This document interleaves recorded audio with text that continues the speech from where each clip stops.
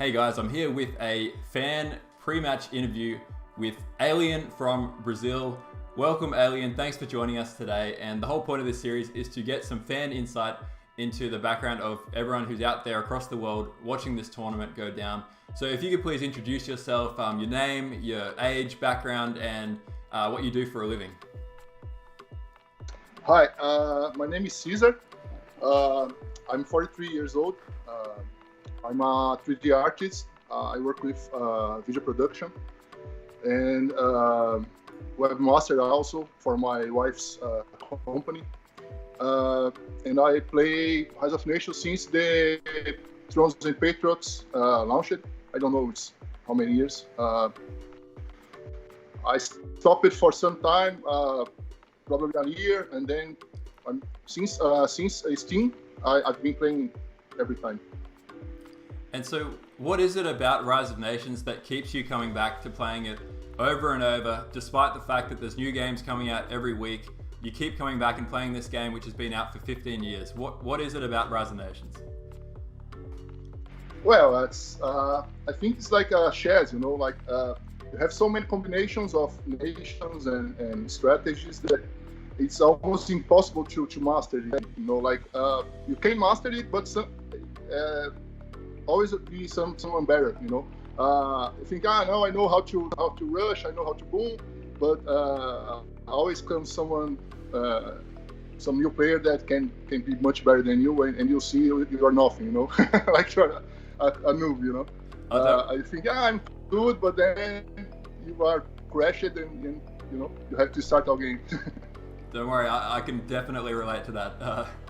Don't worry about that. You feel like you're a hero one day and you're the noob the next day. yeah. Not that I've been. I'm probably a Inter.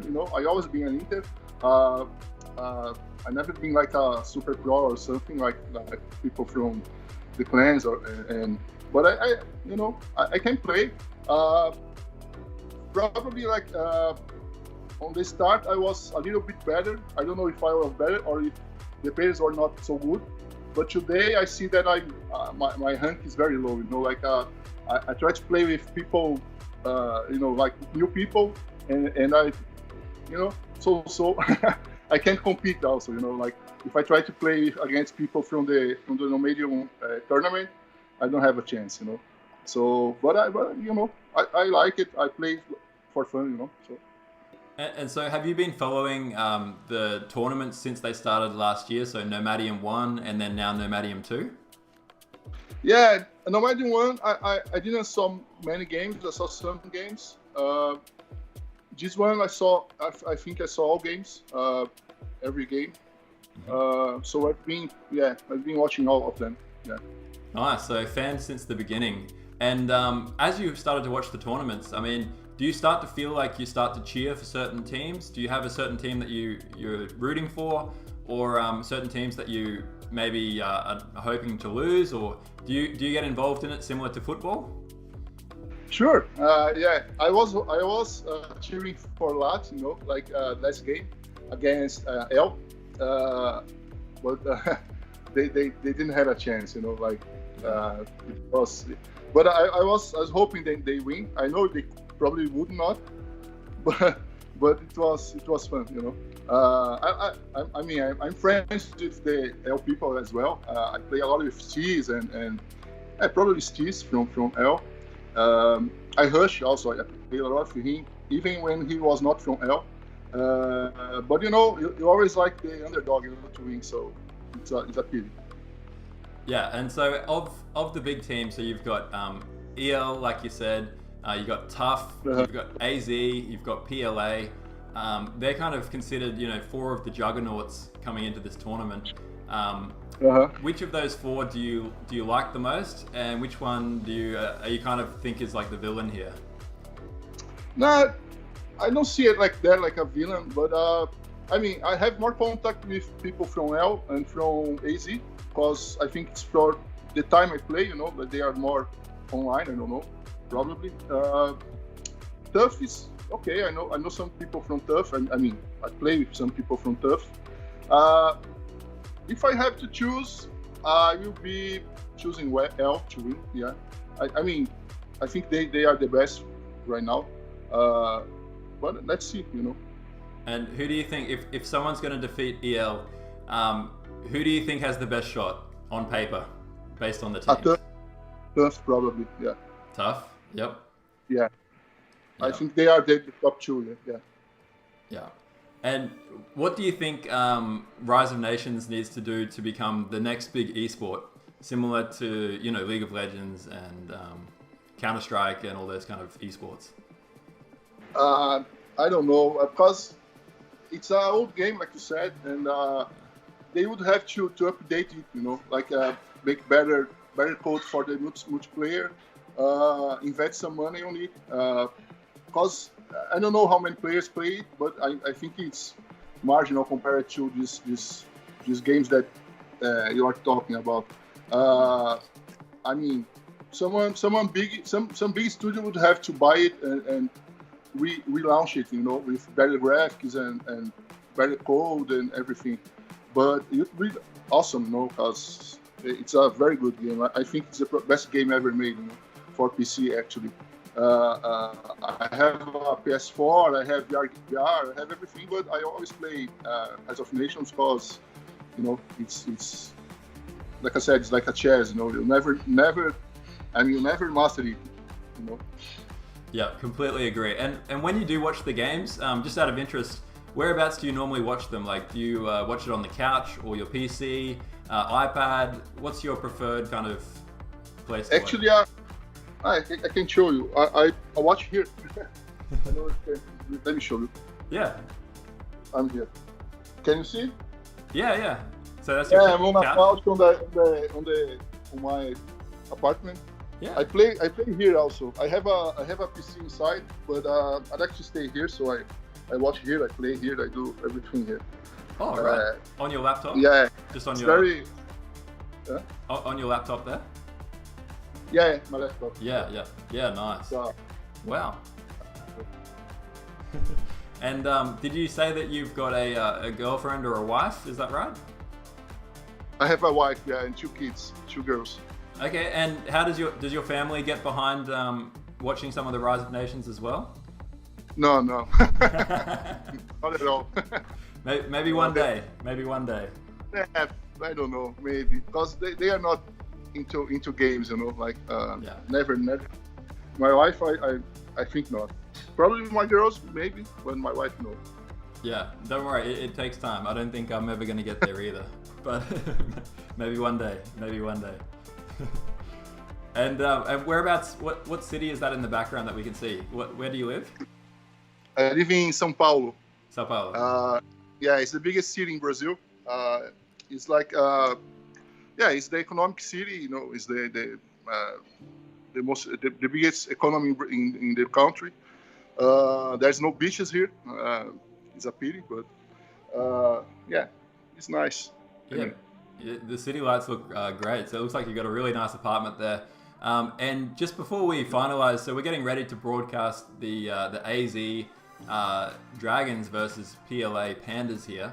AZ Dragons is the team with Young One, Fringe, and Immaculate, and Pandas, as you might know, is the team with, I believe it's King, Monkey, and a couple of other guys. What's your thoughts coming into this? Have you got any insights or predictions on how you think it will play out? Can you tell me the name of the players, please, again? Yeah, sure. So it's Young One, Fringe, or Mentalist, and Immaculate for AZ. And then for PLA, I'll just quickly bring it up now. PLA Pandas, it's King, Monkey, Marsnor, Bun, and HLP. Okay.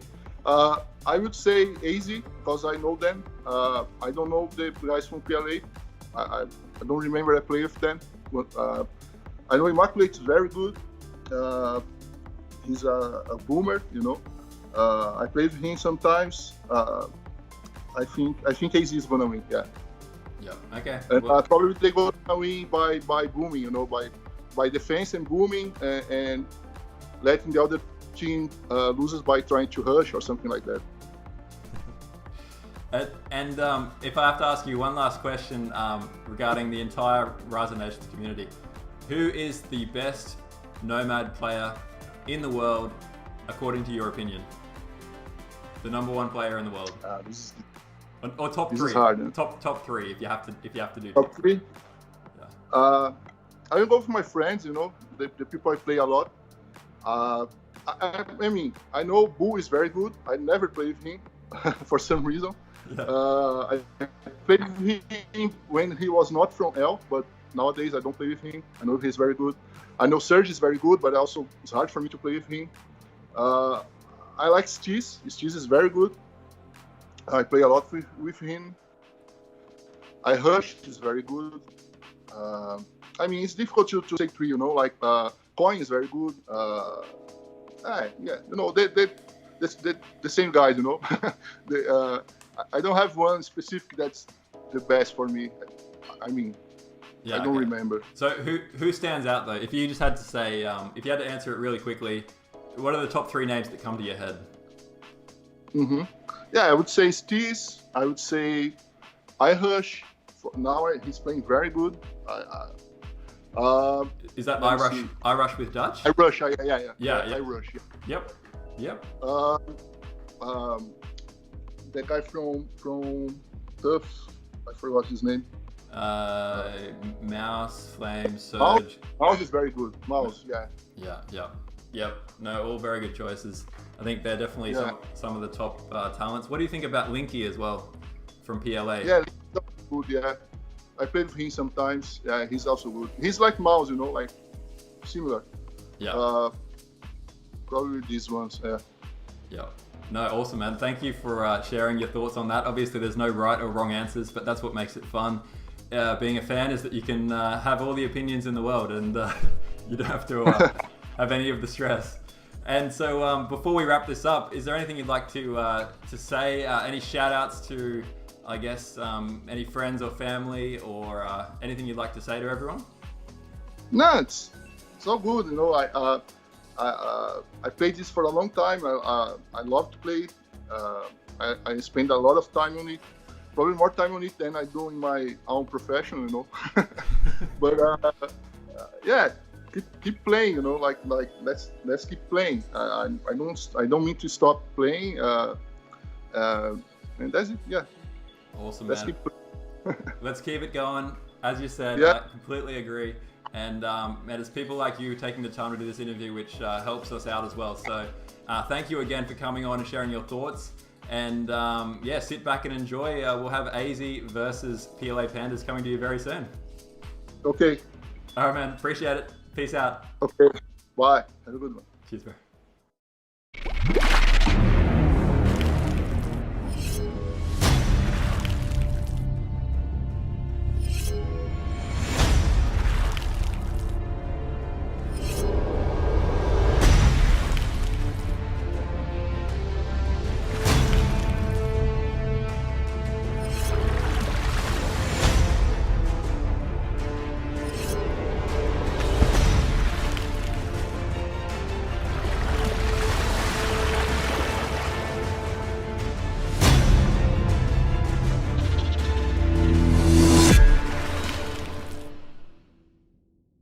Yeah, just guys, seriously, let's have fun and let's finish this thing. Let's make another one. This is really great. It's much more, maybe not fascinating, maybe not exciting, but it's something new. Forget about the rewards. As a matter of fact, at least in my part, I don't really care about the rewards. I don't really care about the status. I don't really care about being in the Hall of Fame or anything. I'm just doing it because it's fun, and we all have our jobs, we all have our lives to live, and if we can put something beautiful, something good into it, all the better. We got enough problems already, and yeah, it's just one way of getting rid of your problems. None of us are saints, no one's insane, and everyone's equally good. It's just that we're much better. We can see, we have this vision. We can feel what other players are gonna do, and you're gonna have to outsmart us. Don't beat the wall with your head. Don't think it's just 1 or 0, computer language. You gotta think. You gotta adapt. You gotta outthink us. And yeah, good luck with that. All right, 2 elephants have been bribed already. That was a huge move there by Immaculate, but he gets the cap stack and, kills a heap of units. This is the kind of fight that I was expecting at this level. Lots of bribes going down right now, but there's scouts going crazy. Perfect timing. That's the perfect time. These guys are going to take the Lakota city. Look at that. Oh my God, Sims just lost his capital. I cannot believe it. All right, yeah, are you seeing this? Are you seeing this? What's happening here? It's a triple. They are going to triple Dragonio. Dragonio has no clue. Dragonio's capital is going down, no doubt about it. Kron has got all his militia right there. I'm a huge fan of Young One. Young One came with 3 spies. That's enough to change the flow of the game. Would you say that EL is more of a democracy or dictatorship? It's either I play or I don't play. I've been playing pretty good lately, so watch out there. Oh my God, just look at Zen Mechanics footage. He just went for Science 5. Oh, and TNT just decided, F my city, I'm gonna help that. This is a slap on the face for anybody who said the game was over. That was the best comeback ever in the history of Rise of Nations.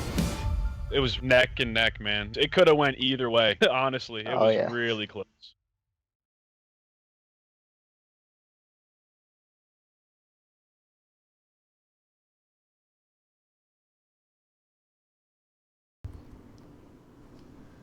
Hello guys, it's Kron here, and I'm with Jatin, the one and only himself. Hey guys, what's up? And thanks for your patience while we got this set up. We are here live broadcasting around the world right now for what is the next exciting quarterfinal in Nomadium 2, and this will be between 2 amazing teams. Jatin, can you please let us know exactly who's going to be playing in this fantastic match coming up? Oh yeah, I just realized we do that. Let me quickly check. So we got AZ Dragons, one of the top 4 seeds in the tournament. Very much expected. They're going to be what is the opposite of underdog? Overdog? Yeah, is that a word like that? I think overdog, middle dog, depending on what type of dog it is. Yeah, I'm not sure exactly. Oh yeah, so AZ Dragons are the overdogs of this game. They were the top seeds against PLA Pandas, who did lose a game against EL, and in the end they were able to make it to the round of 8. The winner of this whole match goes against Tough Alpha. Yeah. That's going to be an exciting game. So that's definitely going to be an exciting game. And I mean, looking at these players, I think just for anyone that's out there, I realize we have a lot of new players that are coming on board, especially in the last few weeks with the Steam sale. You can get Rise of Nations 75% off in a lot of stores. And so just so anyone who doesn't really follow the tournament scene, AZ Dragons are typically known as one of the stronger nations coming into this. They were put as a top 6 seed. Their best players, probably Witcher, Mentalist, and Immaculate, are their 3 kind of core players, Witcher also known as Young One. And basically, they've always been around the scene for a long time. AZ's been a clan for over 2.5 years now. It's a pretty nice clan as well, if I must say so myself, from what I see anyway.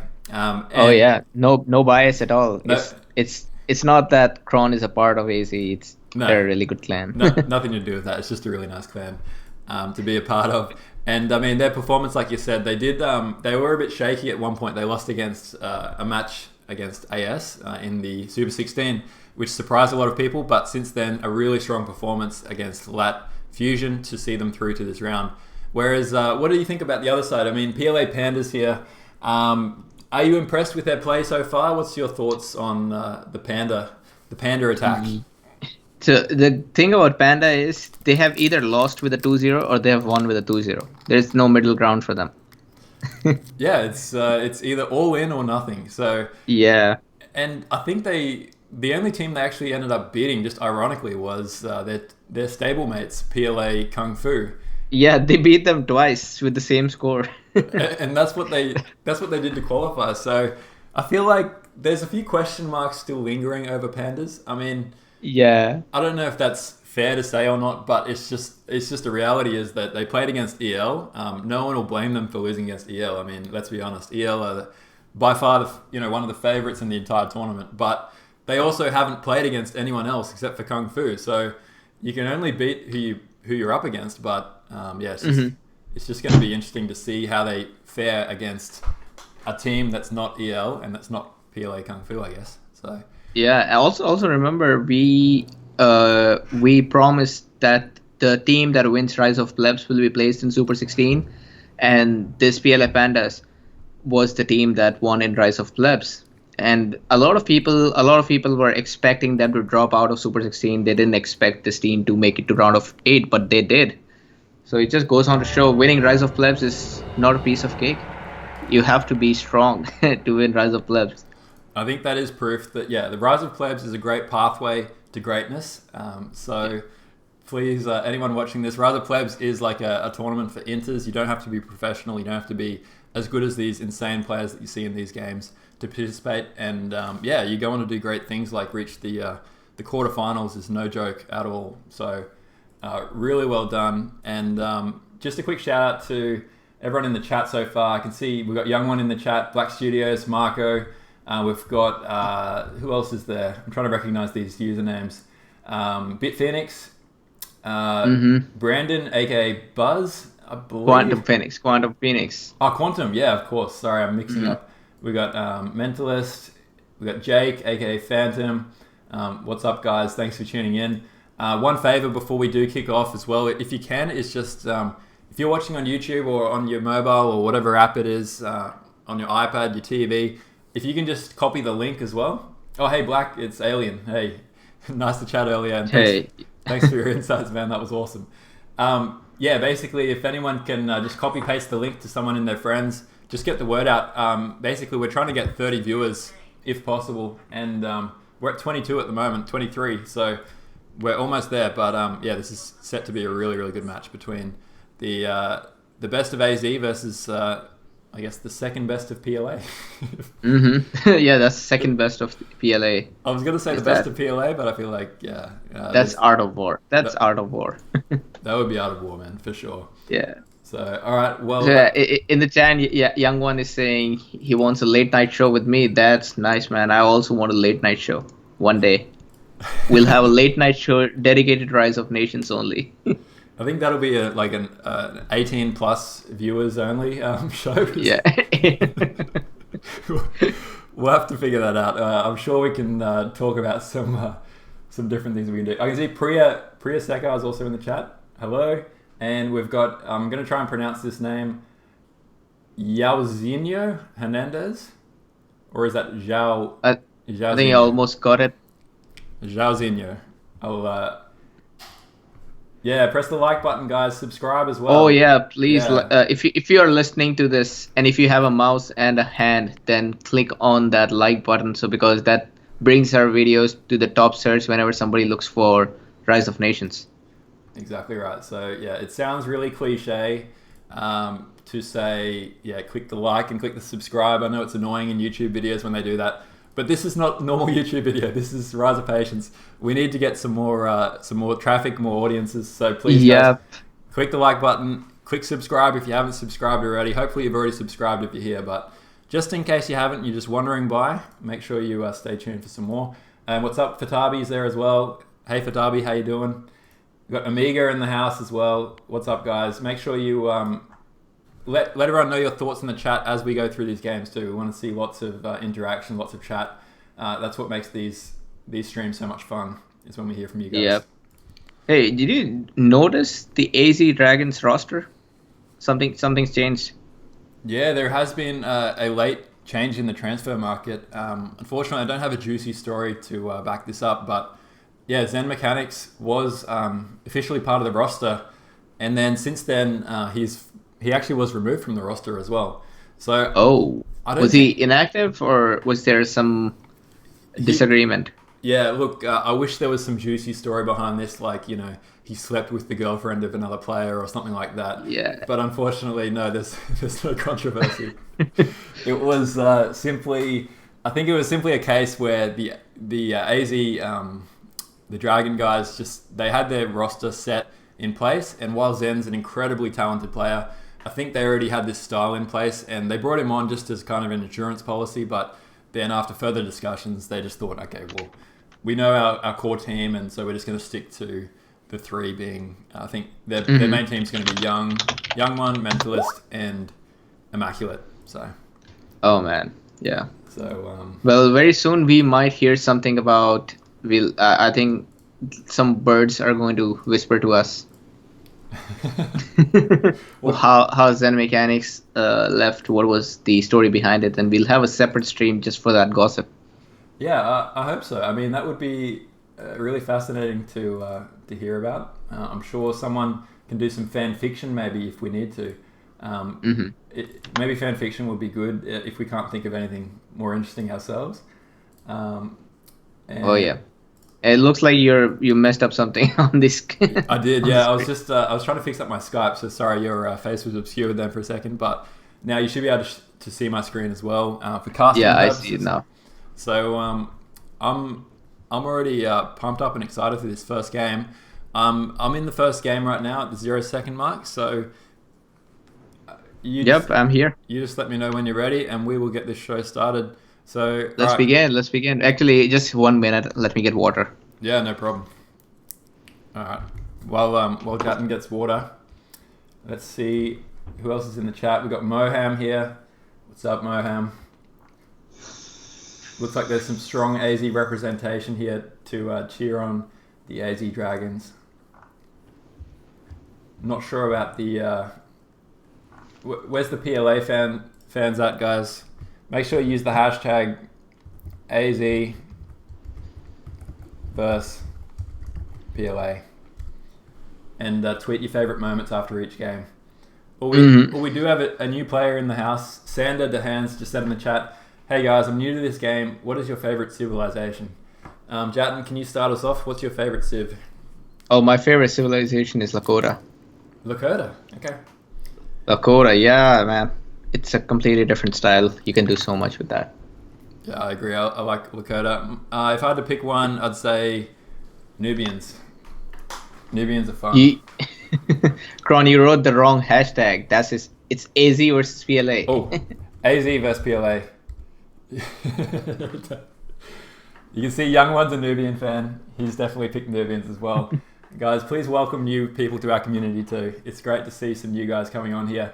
And Sander, please subscribe if you haven't already. And if you have any questions during the game, no such thing as a dumb question. Please ask us, and we will try and cater this cast to both noobs and pro players alike. So yeah, everyone can get involved.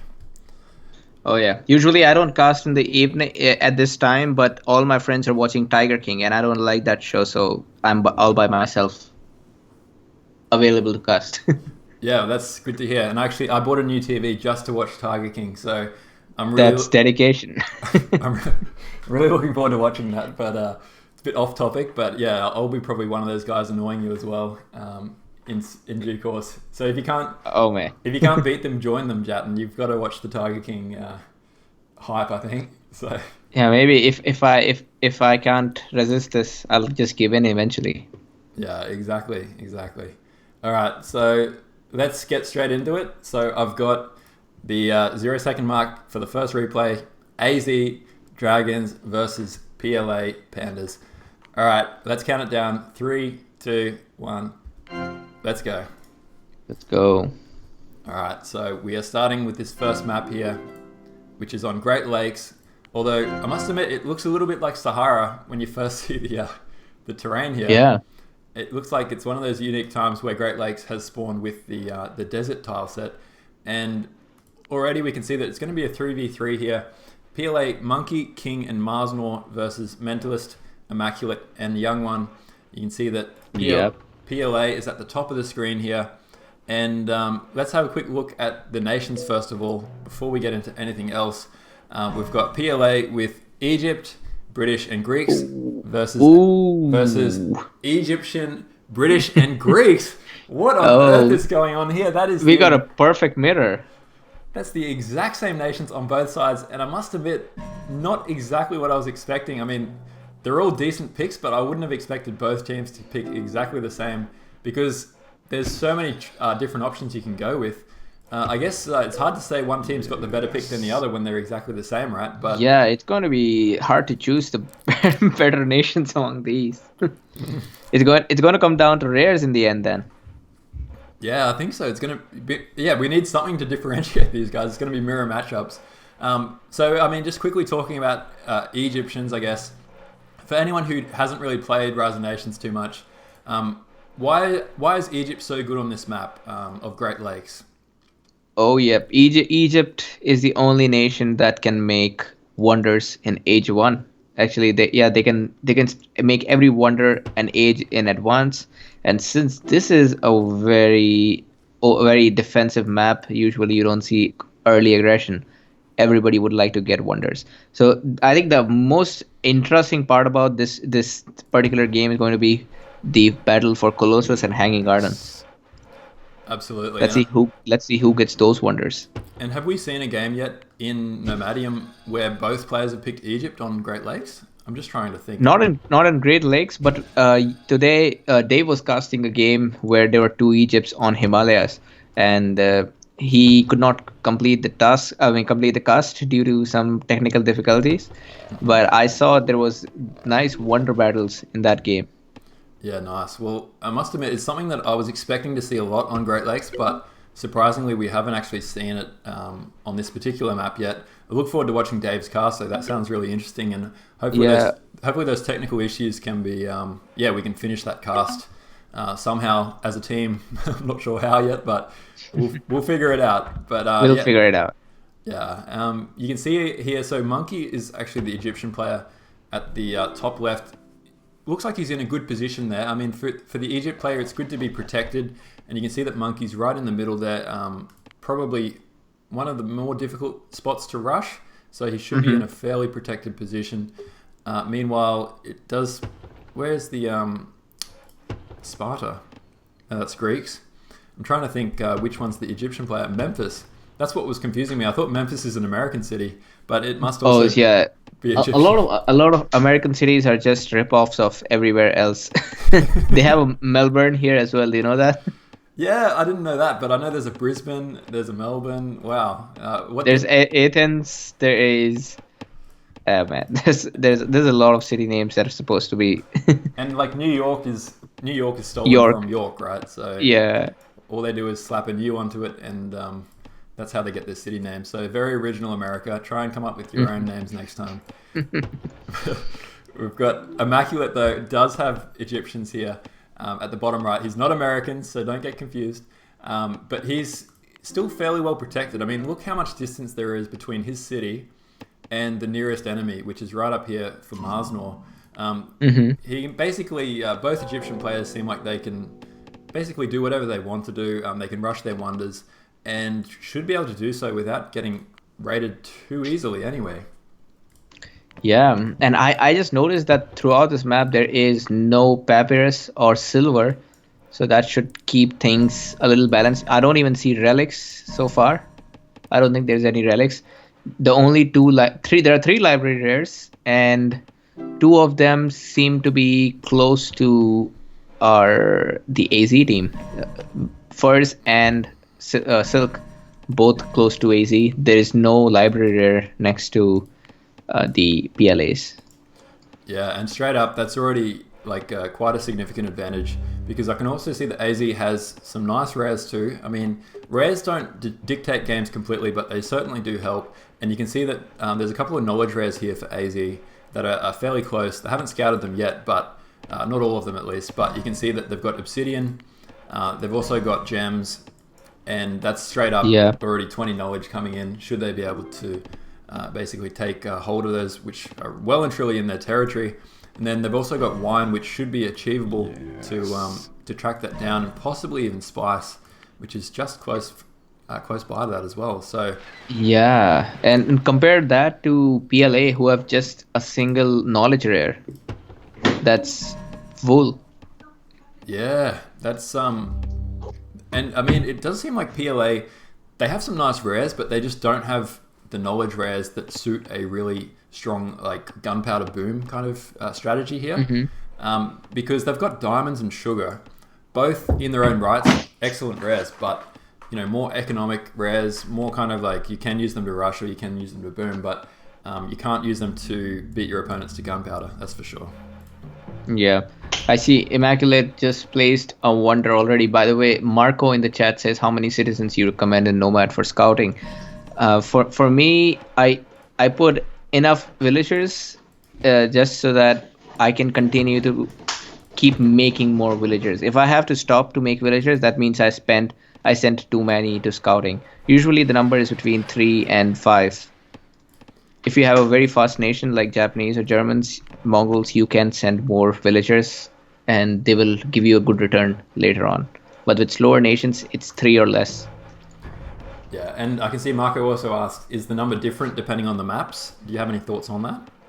Oh yeah, definitely. There are some maps like Australian Outback, I don't recommend sending any more than 3. 3 is the maximum number because there are fewer ruins. On Amazon, there are more ruins, so you can send 4 or 5 even. Open maps, usually you can send more. Yeah, absolutely. You can see that Monkey has gone for the Hanging Gardens here. In response to the Colossus. So it looks like they're just going to settle for 1 wonder each. I wonder who goes for pyramids though. Yeah, and I have to say one thing about Hanging Gardens. Usually, while I know a lot of people would say that Colossus is better, but I have noticed that every time the Hanging Gardens player reaches gunpowder faster than the Colossus guy, always, assuming they're both equally skilled, the Hanging Gardens just gives too much of a bonus knowledge income.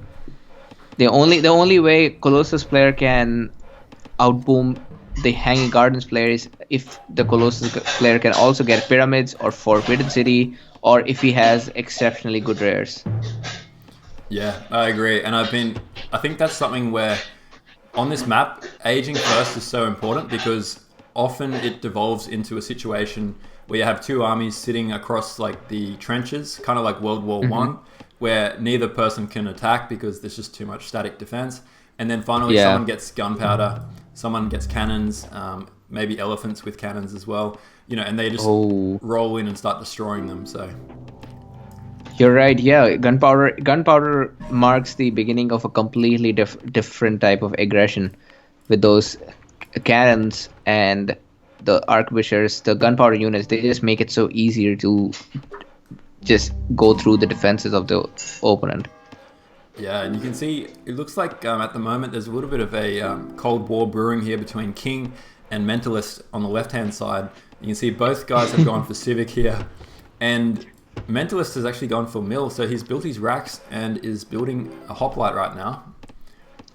Oh yes, and I don't see any military from King. By the way, just check this out. Mentalist is Sparta and King is Athens. Wow. Well, we finally might see another historic battle here. I mean, I'm surprised that Leonidas is not playing because he should have Sparta as his as his rightful. That's AZ Leonidas, nation. Guys. Just in case you're wondering who I'm talking about. So Leonidas is the 4th player on this AZ team, but yeah, you can see that he's well and truly given way for Mentalist to command the Spartans here. Hopefully, Mentalist will do his best. This is Sparta impression for us as the game goes on. Or Mentalist is more known for typing 4-letter word easy after winning. So yeah, come on Mentalist, let's be good sports about this. And usually easy with a Z. Look, hopefully we don't see any poor sportsmanship like that, but I must admit, it wouldn't surprise me when it comes to Mentalist. He's not afraid of typing some taunts out there. And another wonder goes down, pyramids for Immaculate. Yeah. Now with pyramids, I can actually see him take down the player with Hanging Gardens. That pyramid is a big deal. That is a big deal, and I mean, I think already this is very early stages of the game, but I already really like the decision of Immaculate here to go for both wonders because those 3 wonders are the big 3, and they are a big deal on this map, and it just goes without saying that having 2 of those wonders compared to your opponent's 1 is already a big leg up as the game goes into medieval age and beyond. Yeah, and I have to mention one thing here. we were just talking about how Monkey is in the center, so he should be well defended. But the reality is, I think the AZ setup is much better because Immaculate, he may be in a corner. I mean, he may be on the flank, but he's too much in the corner. And Young One and Immaculate could easily kill their side, while Green, I don't think Green is coming over this side. So Red is going to be, he will have to boom at the same time. He'll also have to help King in defending in case Young One and Mentalist decide to attack. Yeah, that's so true. I mean, a little bit dangerous for the PLA guys, and well done by AZ to kind of block this off. It's a really nice city by Mentalist because, as you said, it opens up a pathway here. You can actually see that Mentalist is sending some hoplites to raid into the back city of Monkey, who's playing as Egypt. And yeah, that's a very good idea. Yeah, it's just awkward for Monkey to defend that because he doesn't want to have to build his infrastructure back in his base so far away from the front lines. But at the same time, he kind of has to do one or the other. He can either build his barracks back here, or he can build it near King's front city and leave himself vulnerable to being attacked or raided through that. Yeah, that's right. He'll have to pick one of them. And if he builds behind, he'll be slowed down. If he builds forward, then he'll just have to send a unit. Actually, oh, a Mental is sending more units over there. Yeah, he's trying to raid some res here. Looks like he will pick up this horses merchant from Marsnor. Yeah. Man, things are looking very good for Immaculate. Look at that. With Pyramids and Colossus, he's already getting his third city. Yeah, that's a things are looking good. Really good eco there, and you can just see that Immaculate is such a good boomer.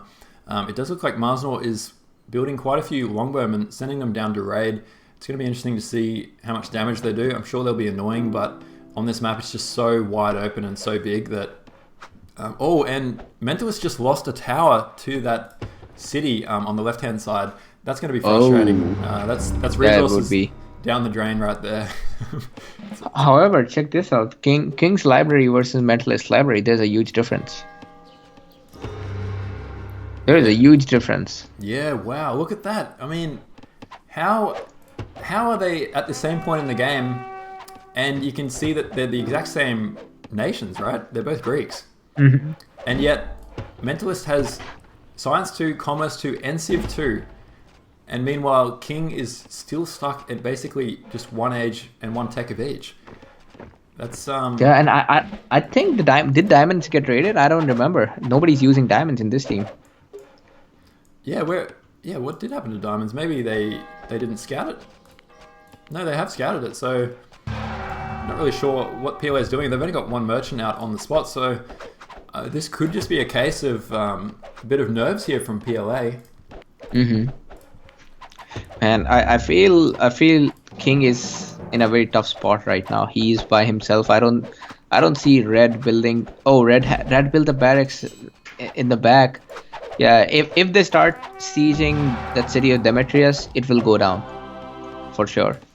In fact, something we may not have noticed, Young One is Despot. Yeah, Young One has gone Despot here with Brits, which I think that's a good move. Obviously, they're looking to apply a lot of pressure here.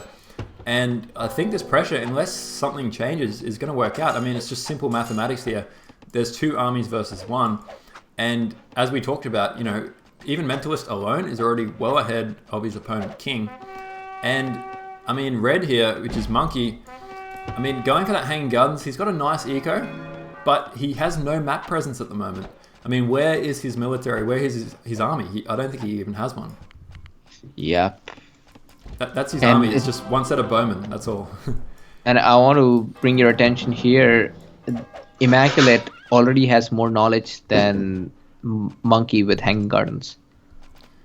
Yeah, 120 knowledge income coming in there for Immaculate. That's, at this stage of the game, is pretty crazy. And yeah, the fact that it's more than the guy with Hanging Gardens is always not a good benchmark to be up against. Yeah, also, I mean, Monkey has 3 scholars right now versus 14 for Immaculate. So that has to be considered. But man, seriously, very, very good boom by Immaculate. He's using that separation from Mars North perfectly well. He's making sure. Yeah, I mean, that's it. He doesn't have to feel like he needs to defend because he's got so much natural space between his cities and his opponent's cities. And you can see that once your economy starts to get up to those high 19s, like 190 food, 180 wood, you just know that you've got a superb economy already for 14 minutes into the game. And with Colossus, he can just continue to spam citizens. He doesn't have to manage his population cap like his other opponents have to.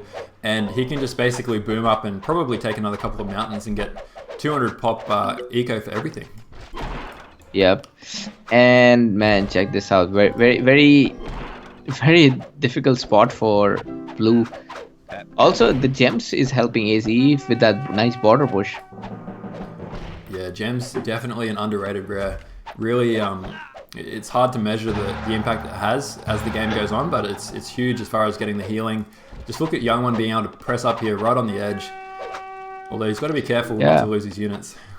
Okay, check this out. Actually, Monkey is getting back in the game. His knowledge, he is catching up with his knowledge income. It's looking good. Yeah, Eco is also looking good so far. That is true. I mean, I think Monkey was the standout player in the previous rounds. So, I mean, he's kind of like their tier 1 guy, but yeah, he does seem to be kind of making the most.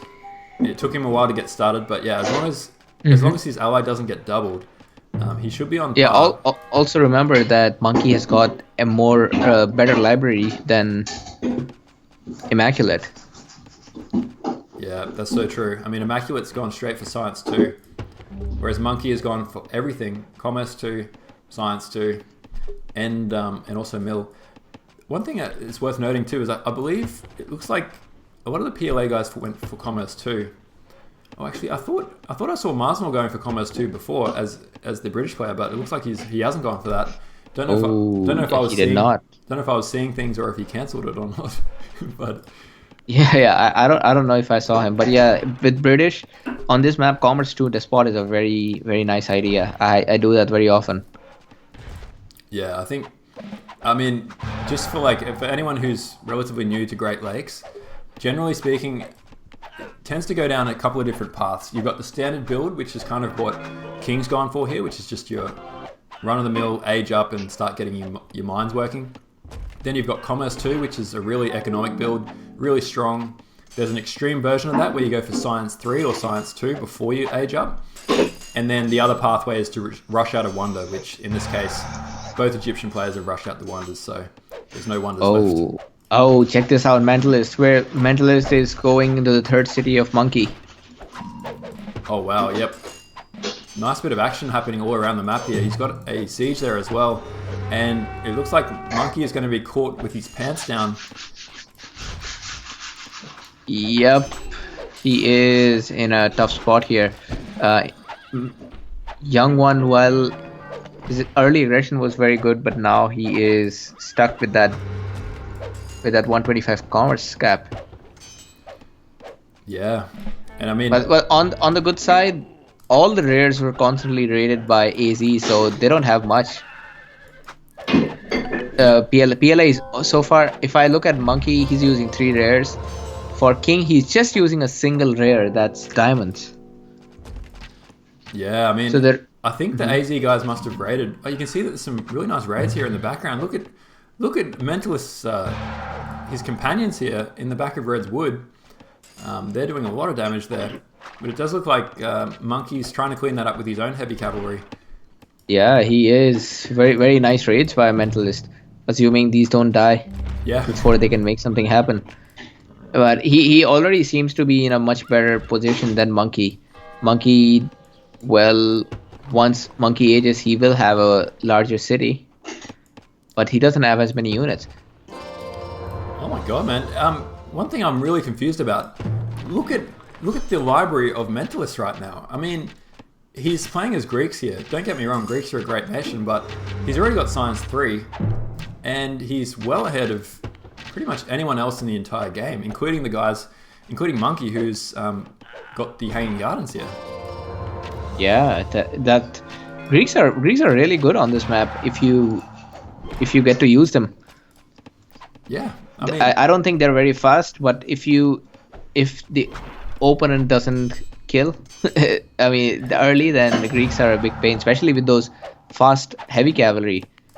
Those Greek cavalry are a good mixture of light and heavy. I don't think I make light cavalry at all when I'm Greeks. Oh man, this is Another mistake here is that Mentalist is running around in Monkey's territory without any supply wagon, and Monkey hasn't researched attrition yet. He's just now doing that though.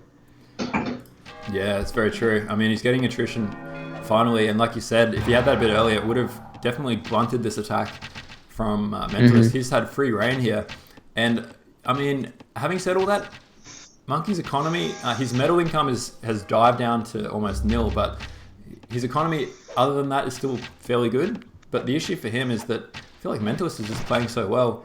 With the Greek advantage too, he's going to probably age to gunpowder sooner than Monkey will. Yeah, and also I have to point out that these guys do have obsidian, as also noted by Young One. Obsidian is a great rare for using those crossbows. Yeah. They get an additional attack. That's so true. And I mean, they're all using those rares. It looks like, yeah, I mean, AZ is taking full advantage of what the Ron gods have given them so far. And it looks like Immaculate is pushing his advantage now as well on the other side. One thing we didn't really talk about too much is the fact that Marsnor went for Despot as British as well and really tried to apply a lot of aggression. Fortunately for him, Immaculate was up to the task, turned him around, and is now counterpunching. And his city is really under threat here. Yeah, and a very big mistake by Marsnor. He did not research pikemen yet. There are these knights running around in the territory, and oh wow, Marsnor is he sniped the senator. He just made his city big as well, and it looks like the senator did get sniped as well. So that looked like he was nearly dead there for a second, but he's back from the dead now. He's bought some time, although how much time he's going to buy is questionable here because Immaculate, it's a ticking clock. Yeah, look at Immaculate's food income. It's off the charts. It's double that of Marsnor. Wow.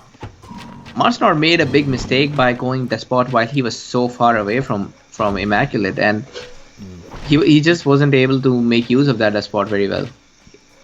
Yeah, I agree. I mean, I think if you're going to go Despot, proximity to your opponent is the key to make it work, because you need to have supply lines direct from your barracks to your opponent so that you can just reinforce, and try and get as much plunder as possible. Yeah, no point going Despot here. I mean, I know he is British, so the commerce cap's not too bad either way. He's not pigeonholing himself as bad as it would be for another nation. But yeah, I completely agree. I mean, he just needs to be a bit closer there. Probably would have been better off going Republic here. Yep. And very soon Immaculate will be age 4. Once that happens, it just those cannons and arquebusiers will take out that city of Portsmouth very soon. Yeah, it does look like, and I mean, even Mentalist has got Monkey on the run here. It looks like Immaculate feeling good, although it looks like, yeah, Marsnor has pushed him back for now, so well done there. He's lived to fight another day. Still hasn't got his upgrade for his pikeman. That's on the way though. It's nearly done. Yeah, and the only pair I feel like is King is doing fine, and to be honest, Mentalist and Monkey, they're also there's not a huge difference between them. Monkey will probably catch up. Monkey will age sooner than Mentalist. He's got a much better knowledge income coming. Yeah, it does look like, I mean, the fact that Monkey has, he has got his science too. He's got his library upgrade as well. And so, yeah, it won't be too long now. He's only got to get another couple of 100 knowledge to click up. Just needs to be careful not to lose units in the meantime. I mean, Mentalist has a bigger army.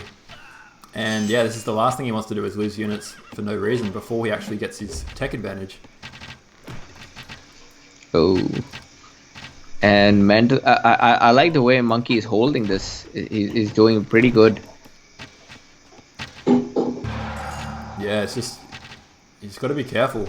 I feel like his army's by the way, no armor for Monkey. He's fighting without armor all this time. Yeah, true. I mean, yeah, tactics already done by Mentalist. He well and truly came prepared. That's giving him +2 armor versus, no bonus here for Monkey. So every unit of Mentalist is doing a lot more work, especially against these crossbows. Yeah, man, seriously.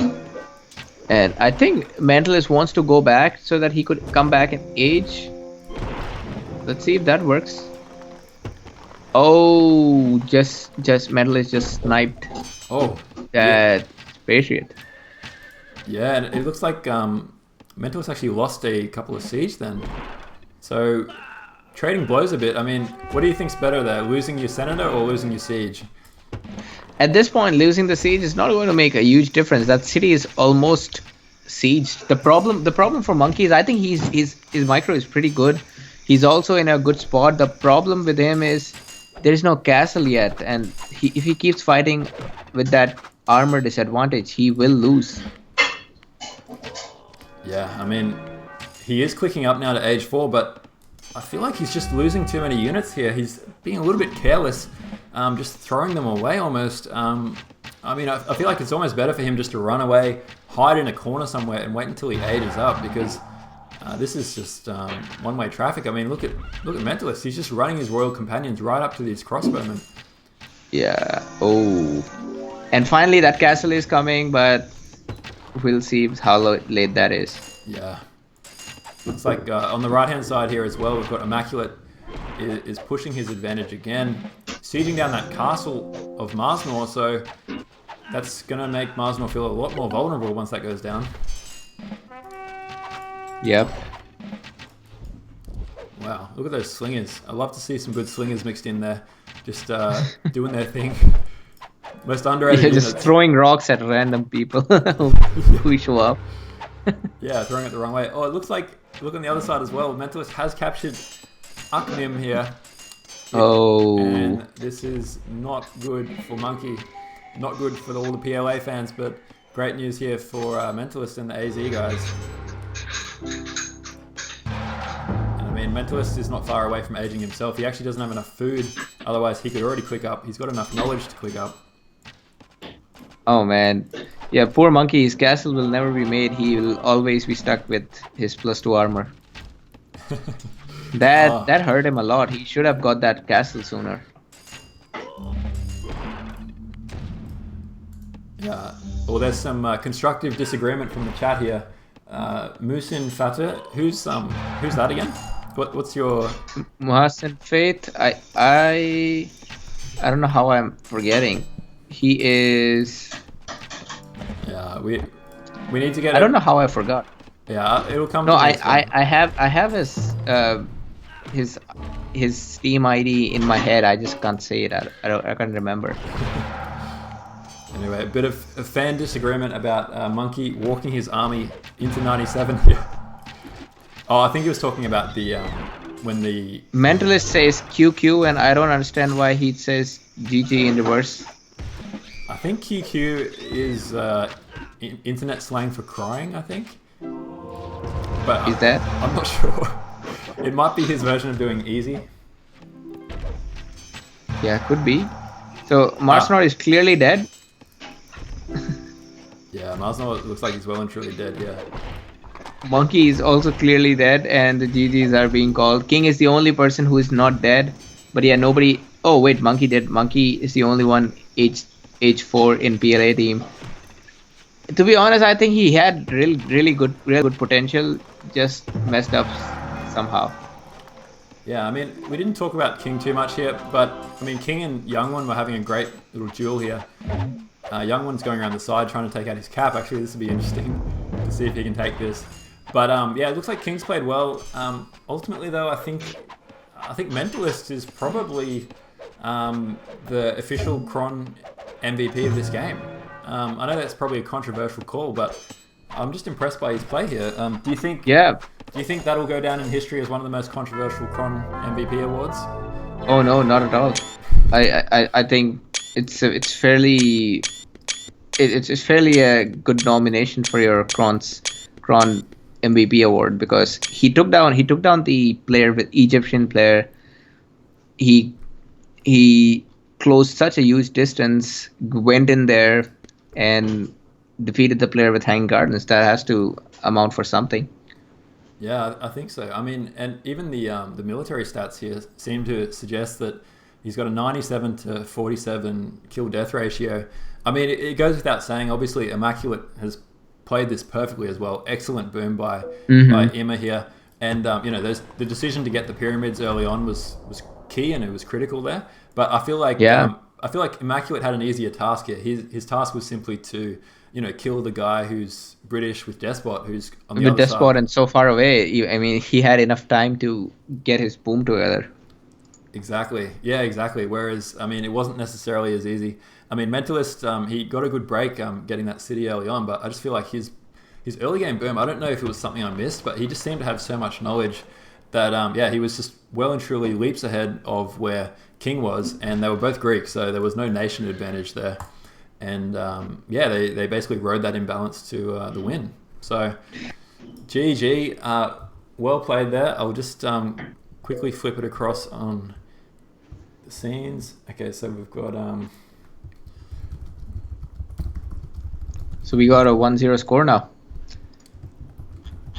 I'm just putting in the chat. Make sure you tell us in the chat what was your favorite moment of the game. Use hashtag AZ versus PLA. PLA, yes. It's trending worldwide on Twitter right now. I don't even worldwide, yeah, it's trending on number 6 exactly, right after some tweet by Trump.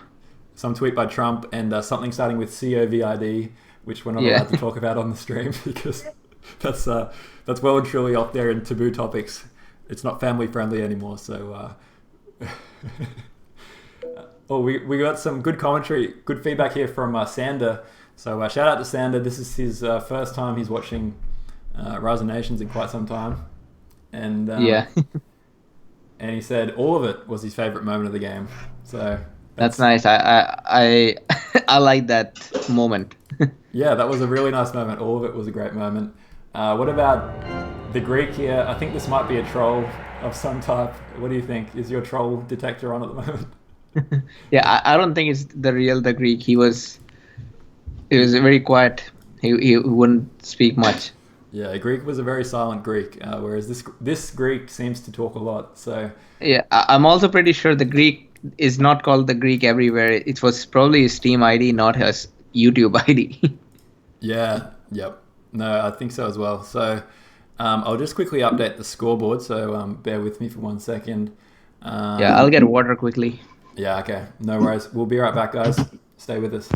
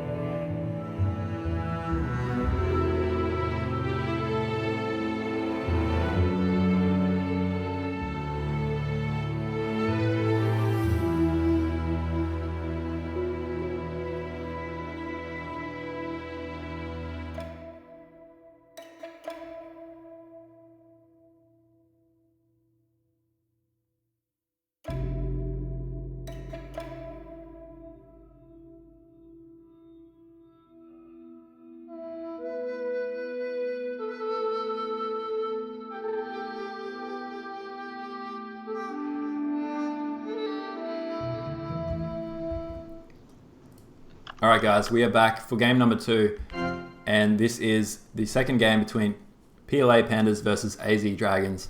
And this second map is going to be on Aussie Outback. Just for the interest of time, we're just going to fast forward the first few minutes of the game, just so that we can get straight to the action. Oh, yeah. Meanwhile, Fatabi says Forbidden City versus Porcelain Tower. He says that Porcelain Tower gives a bigger boost. Actually, Forbidden City is H3 Wonder, Porcelain Tower is H4, so that's also not a fair comparison. So this is saying Forbidden City versus Porcelain Tower. Assuming you don't need Forbidden City, what's your thoughts? Yeah, I think it's a good question. I mean, I think Porcelain Tower is good if you have maybe 6 or 7 rares or more. I think it's a much better rare, but if you've only got 3 or 4 rares, then yeah, it's not worth it. But Porcelain Tower is really strong when you've got knowledge rares too, because sometimes your knowledge income just goes through the roof, especially if you're Nubians. If you're Nubians, have you seen Porcelain Tower with Nubians? You can get like 80 knowledge income from relics, for example. It's just it's insane.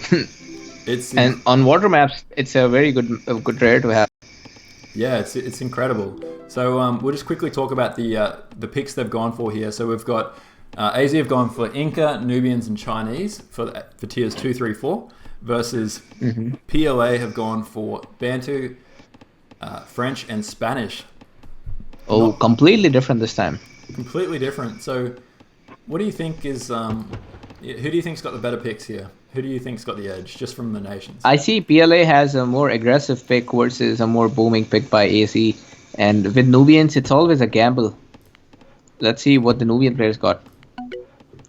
Also, another rule that I go by, if it's Great Lakes or Australian Outback, if the presence of furs, relics, silver, and papyrus is going to be very crucial for the game. I don't see papyrus and silver again, so that's nice. There is, however, young one has relics right next to him, and there's also silk somewhere. And that's really powerful. I mean, you can already see that 30 knowledge there from relics, if you start using it, and obviously to age up and start getting knowledge income coming in. And I mean, another rare that's really handy for AZ guys is you can see Immaculate has horses just below his base, and I feel like horses is one of those underrated rares for Inca, because that heavy cavalry spam is just incredible sometimes. And you add another 15% discount on that, and yeah, it gets pretty scary fast. You're right. And I see Immaculate is also going for Civ. Young one also went Civ. And Mentalist is also... Oh, actually, I'm ahead. I thought we were skipping 5 minutes. Oh, sorry. Yeah, I'm at the 5-minute mark now, so... All right. So yeah, there are these 3 library rares in a single line. Do you see them? Silver, dye, and silk? Yeah. It's like, these are like the battle lines have been drawn, and it's like, if you want them, come and claim them type thing. Where it's going to come down to who ends up civing first, who has the intestinal fortitude to grab these first. Because you can see that Young One's building his civic close to silk, so it looks like he's got his eyes on that silk, but I don't know who's going to catch these the silver and the dye. It looks like probably Monkey here, if he can get his civic up. Yeah, Monkey should be. Let's see. Monkey is, if he goes for civic at the right time, he should be able to claim silver. So the thing is, whoever builds in between silver and dye will get that, and that's going to be an important build place. We also got furs, which is it's just safe to say PLA has got furs. Yeah, I think so. I mean, let's track down furs. Yeah, furs is well and truly in their territory. There's no way AZ is going to get their cities up that far unless they build like 4 cities in a row. It could be possible with Russians maybe, but I'm curious to see where Bantu ends up building his cities, because I feel like if the PLA guys are able to get some good map control with Bantu's cities, and then possibly turn that into some kind of aggression here with French, I feel like that's probably their best angle of attack based on what we can see so far. Yeah, I also want to point out that the rares seem to be really, really good for Young One. He's got, just looking at the knowledge rares that AZ has, relics, wine, assuming tobacco is in their territory, and obsidian, that's about 60 or 70 knowledge, any other nation would have to get two universities full of scholars to get that much of knowledge, but young one would just have to send merchants. Yeah, that's so true. And I remember it's given me flashbacks. Like, I know for a fact that young one, his favorite nation is Nubians. Like, there's no doubt about that. He's always loved playing as Nubians. And the other thing is, there was a game earlier in the tournament, I'm not sure if you remember this one, where Young was on Aussie Outback, and pretty sure it was the same map, and he was Nubians as well. And he had so much knowledge coming in, but he never filled his universities because he didn't need to. Oh yeah, that was against Lat Fusion. You're right. Yeah, and I'm like, I think I'm getting deja vu here because it's basically the same thing where he's got relics again. And I mean, I wonder if he's going to fill his universities up. I felt like last time he didn't fill his unis up, but he could have. And he probably could have aged a lot faster than he did, but he probably just felt like he didn't need to.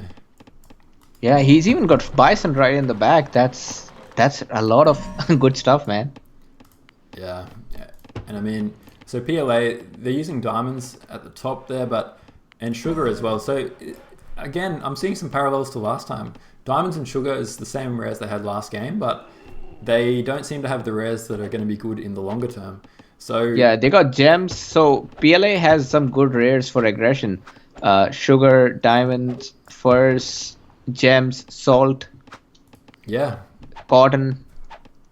Yeah, even like salt and cotton, like if they can combine them together and kind of identify that perhaps they need to go for a more aggressive strategy than just trying to outboom AZ. All right, I want you to see something. Just go towards Paris. Go to the left of the Paris. Click on Paris. Yeah. Click on Paris and you'll find out there are two cities being placed right next to each other. Oh yeah. No. Wow. You can see that some great communication here from PLA. They're both so keen to catch this salt. They both put the cities down. And you can see in the chat, Marsmore just said no, and then Gaiwo, who speaks Chinese? Someone can translate that for us. We need language of trees back in the chat, or TNO, somebody who speaks Chinese. Yeah. I can see in the chat too, we can see Young One said that he's got Amber, but he's not sure if the Amber's working. It should have a +10, -10 advantage. Yeah. I mean, the problem is, how do you check what the market's selling for? No one else has Commerce 2 yet, so we can't compare. You're right. Yeah. Actually, I sometimes feel like I don't know how the market works. Sometimes, in the early game, the Nubians sometimes they get a trade for 70 gold. You get 100 food, but sometimes then it's just 80. It's quite random early in the game. Yeah, I've noticed that too. I mean, I think it's got something to do with like if someone on the other side of the map trades, then it has to do with like global supply of certain resources, I think. So if someone is stockpiling heaps of wood, then maybe the price of wood is cheaper. But yeah, I don't really know. I don't know for sure. It would be nice if you could actually sell it to real players. Like, yeah. Yes, sell it to your enemies for 200% of the price. Ooh, check this out. Mars Nor is trying to tower the silver, and both Mentalist and Immaculate are trying their best to stop that. Yeah, nice. And you can see the temple there went down from Mentalist, basically pushed out that border, and suddenly that tower is well and truly stopped in its tracks, and now Mentalist is countering with his own tower now. So yeah, and the problem was that Mars Nor is by himself. He while both the easy players were fighting him, there was not much help from Monkey in this. Monkey does have a nice boom going, but it cost them that silver. If they could deny the silver, that'll be great for the late game. And I just noticed too, a nice little play here by Marsnor. He actually just picked up that sneaky silk, which is right in the middle, and he's researching Commerce 2, which is the only actual merchant that he's used. And then I think he's probably going to run away after that, I'm not sure. Oh no, actually he's accidentally sent 2 merchants there. So, I mean, anyway, it's just, it's a nice little move though to get Commerce 2 on this map, especially as French, because it sets him up to potentially go for a despot, Com2 despot here. Yeah, although yeah, that's 2 merchants, what is he doing? Yeah, he's obviously forgotten about the second one. And the weird part is, Monkey has not pointed out to people that they need to send stuff merchants to diamonds. Yeah. That's something you would want to tell your allies that. First, Mars Nord is actually not using a lot of rares. He's not using sugar, diamonds, furs, gems. That's some of the best rares that are in the game for them. Yeah, exactly. I mean, it's kind of like you need some guy on your team who's just like the general who orders everyone around and says, hey, get horses, get salt, get sugar. And it feels like the PLA guys, yeah, maybe they're lacking a bit of leadership here. We'll have to hopefully win or lose, whatever happens this game. I'd love to get an interview with some of the PLA guys and get their thoughts. Oh, yeah. Be nice though. We might need a translator. So can you speak Chinese, Jatin? Yes. I speak Chinese when nobody's in the house. Yeah, when you close your eyes at night. Yeah. I speak very good Chinese, in fact. I'm quite fluent post-sleep. One of your many talents. Spanish, Chinese, double Dutch. Yeah. Wow. All right, Mars Nord finally, I think he seems like he should be able to go for a despot and push early. Against mentalist, man, check this out. 85 knowledge income. He just has 3 scholars. That is Nubian power for you. Yeah, that's insane. Still 3 scholars, yet he's got how many knowledge rares here? He's got obsidian, wine, and relics. So that's 40 knowledge to the average person, but I mean that's 60 if you're Nubians. Oh yeah, and King here. So King's target is supposed to be Young One. If we look at each player, and Young One seems to be doing much better than King in all aspects. Oh man, look at Young One's economy. Yeah, it's just like not just the knowledge income, but it's just so nice to see 195 food income coming in from a player at the 13-minute mark. That's just insane. Yeah. I mean, how many fish does he have here? He's got 6 merchants out, 8 fishermen on the map. And yeah, you can just, if you compare that to King, like the obvious difference is King's only got 4 merchants out and 4 fish. And that's just not going to cut it. They need to go for probably some kind of double here. Otherwise, Young's just going to run away with the economy. He's going to be in gunpowder before they get to medieval at this rate. Yeah, I also noticed that there is no copper or citrus on this map. That means none of the teams have any edge in terms of early water rates. Yeah, and I can see in the chat, there's been a good discussion there in the chat about Amiga saying how the wealth income's generated in Rise of Nations. Sometimes it's a bit confusing. I think the most important thing is, aside from rares, is that your caravans is a big source of your income, and that's determined by how many buildings are in the radius of each city.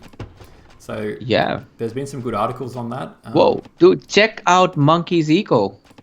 The hell? What's Monkey? Wow, where did Monkey get that eco from? How did he do that? He's using literally every rare on this map, and that is some kick-ass eco, man. Seriously. That is how you play Rise of Nations right there. I mean, he is definitely matching it, with Young at least. 190 food, 200 wood, 200 metal. And I mean, the fact is he's Bantu. So basically Bantu is the same as having a Colossus without having to build one, because your population cap is just through the roof. I mean, his population cap at this point is 165. And I think he's got peacocks as well. So there's no way he's going to run out of pop cap. That's for sure. Yeah, that's not a problem for Bantu. And so I see great potential in Monkey right now. His score is the highest. The only way I see his team letting him down is that Light Blue doesn't have much. Light Blue literally has no army, while both Mentalist and Young One have armies. Yeah, that's so true. And I mean, Monkey has to be careful, because he's kind of like playing with the Colossus in the sense that he wants to get his army as big as possible and not lose units for no reason. And he's setting himself up to be doubled against his wishes here. And he should know this. Like, he can see Orange's army, he can see Yellow's army. Bit of lag here, we can see in the chat as well. But looks like that's resolved itself. Oh man. If King doesn't come here very fast, I see Young One's third city is completely open. very easily capturable. If King wants, he should be able to get that, but he doesn't have any army, and this could hurt Monkey a lot. Meanwhile, on the other side, Immaculate going for the push with Inca. Yeah, Immaculate doing a great job too. I mean, it looks like Monkey kind of built his third city out there just on the side just to help with territory, but unable to defend it. And Marsnor bringing militia here to try and hold. This is a little bit concerning if you're a PLA fan. Yeah. I mean, because I was expecting the French player to be the one with a better aggression than the Inca player, but did not turn out like that. Yeah, this is a tale of two stories here for PLA. You've got King and Marsnor struggling a bit. I mean, Marsnor's gone for the Despot, but his eco is not great. I mean, he had Commerce too, but he hasn't been able to really fill up his eco. Obviously, it's taken a big hit, and Mentalist now coming around to double them. Yeah, and the problem is it's a 2 versus 3 right now. King doesn't have anything. Yeah. Marsnor and Monkey, they're the only ones playing. Everybody else is just... Yeah, I mean, King is... He doesn't have a huge contribution right now. Yeah, unfortunately King's definitely not pulling his weight as far as the team goes. And Marsnor was just in a world of hurt up against Inca, and Immaculate, definitely one of the strongest players in the game, you know, playing Inca to perfection here. So this is it's going to come down to Monkey whether he can take on 2 and help his ally get his feet back up. Yeah, and Monkey is in a very nice condition right now. He should be able to make something happen. The only problem is that silver is super helpful for AZ. That helped all the AZ players age faster than the PLAs. Yeah, you can see that Monkey and King just aging now, and Marsnor still in age 2 and probably not going to age for quite some time because his university is actually empty at the moment. Oh yeah, Marsnor is in a horrible position. Yeah, this is not good. I mean, one good thing is he's moved his capital back, but that's just going to buy him some time here. I mean, this is like an avalanche, and it's sliding away from AZ in the direction of PLA right now, and I don't think there's going to be much they can do to stop this unless Monkey can pull a rabbit out of his hat here and somehow use his Bantu army to get a great engagement. Yeah, I mean, Monkey does have a lot more units than Immaculate and Mentalist. Check out the population. Monkey's at 100 while the others are 75. Yeah, that is really nice. Mentalist not even 75. So once Monkey upgrades his army, he should be able to handle 2v1 for some time. But the problem is if Blue can recover in time. Also, King doesn't seem to be in that good position. My opinion is that Young One will kill him. Yeah, I think if Young One's going to kill, Young One still has an excellent eco. You can see that it looks like 2 wonders here going down from Immaculate to Colossus and Hanging Gardens. That might be an afterthought here, but the reality is, even if this attack fails, having Inca player with Colossus is incredibly powerful. It goes without saying, OP as hell is another way of saying it. Colossus and Hanging Gardens. Yeah, I mean, Inca on their own are strong enough as it is. Give them 2 of the best wonders in the game, and you might as well GG from economic terms, because there is no way you're going to catch that boom up. Yeah, and it looks like Monkey wants to wait a little bit. Yeah, this thing is not looking good. I have a feeling that Monkey could have held the city. Yeah, I think Monkey could have, and it's kind of an interesting move to fall back there. I mean, he's in a tough spot. I mean, he could either sit there and fight, but potentially trade armies, or he can try and gather up more units and make the most of his pop cap advantage here, because he still does have a much better pop cap than Immaculate, who's still stuck at 69 versus his 99. Yep. Yeah, he's got a 99, and he still has a lot of units. I would say he has more units than Immaculate at least, and maybe even with Mentalist combined. Yeah, I mean, it looks like Immaculate needs to be careful here too. He's signaling to Mentalist to come in and help him out here, reinforce, because it looks like they will try and push back Monkey. Monkey is trying to retake that city, but it's a bit of a dance between the two teams here.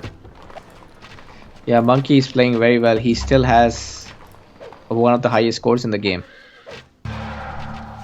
Yeah, he's got a higher score than Young and Mentalist each individually, so they still well and truly have a chance. They just need to somehow make this city try and hold it somehow, I guess, because it's just tricky when your ally Marsnor has just been crippled so badly.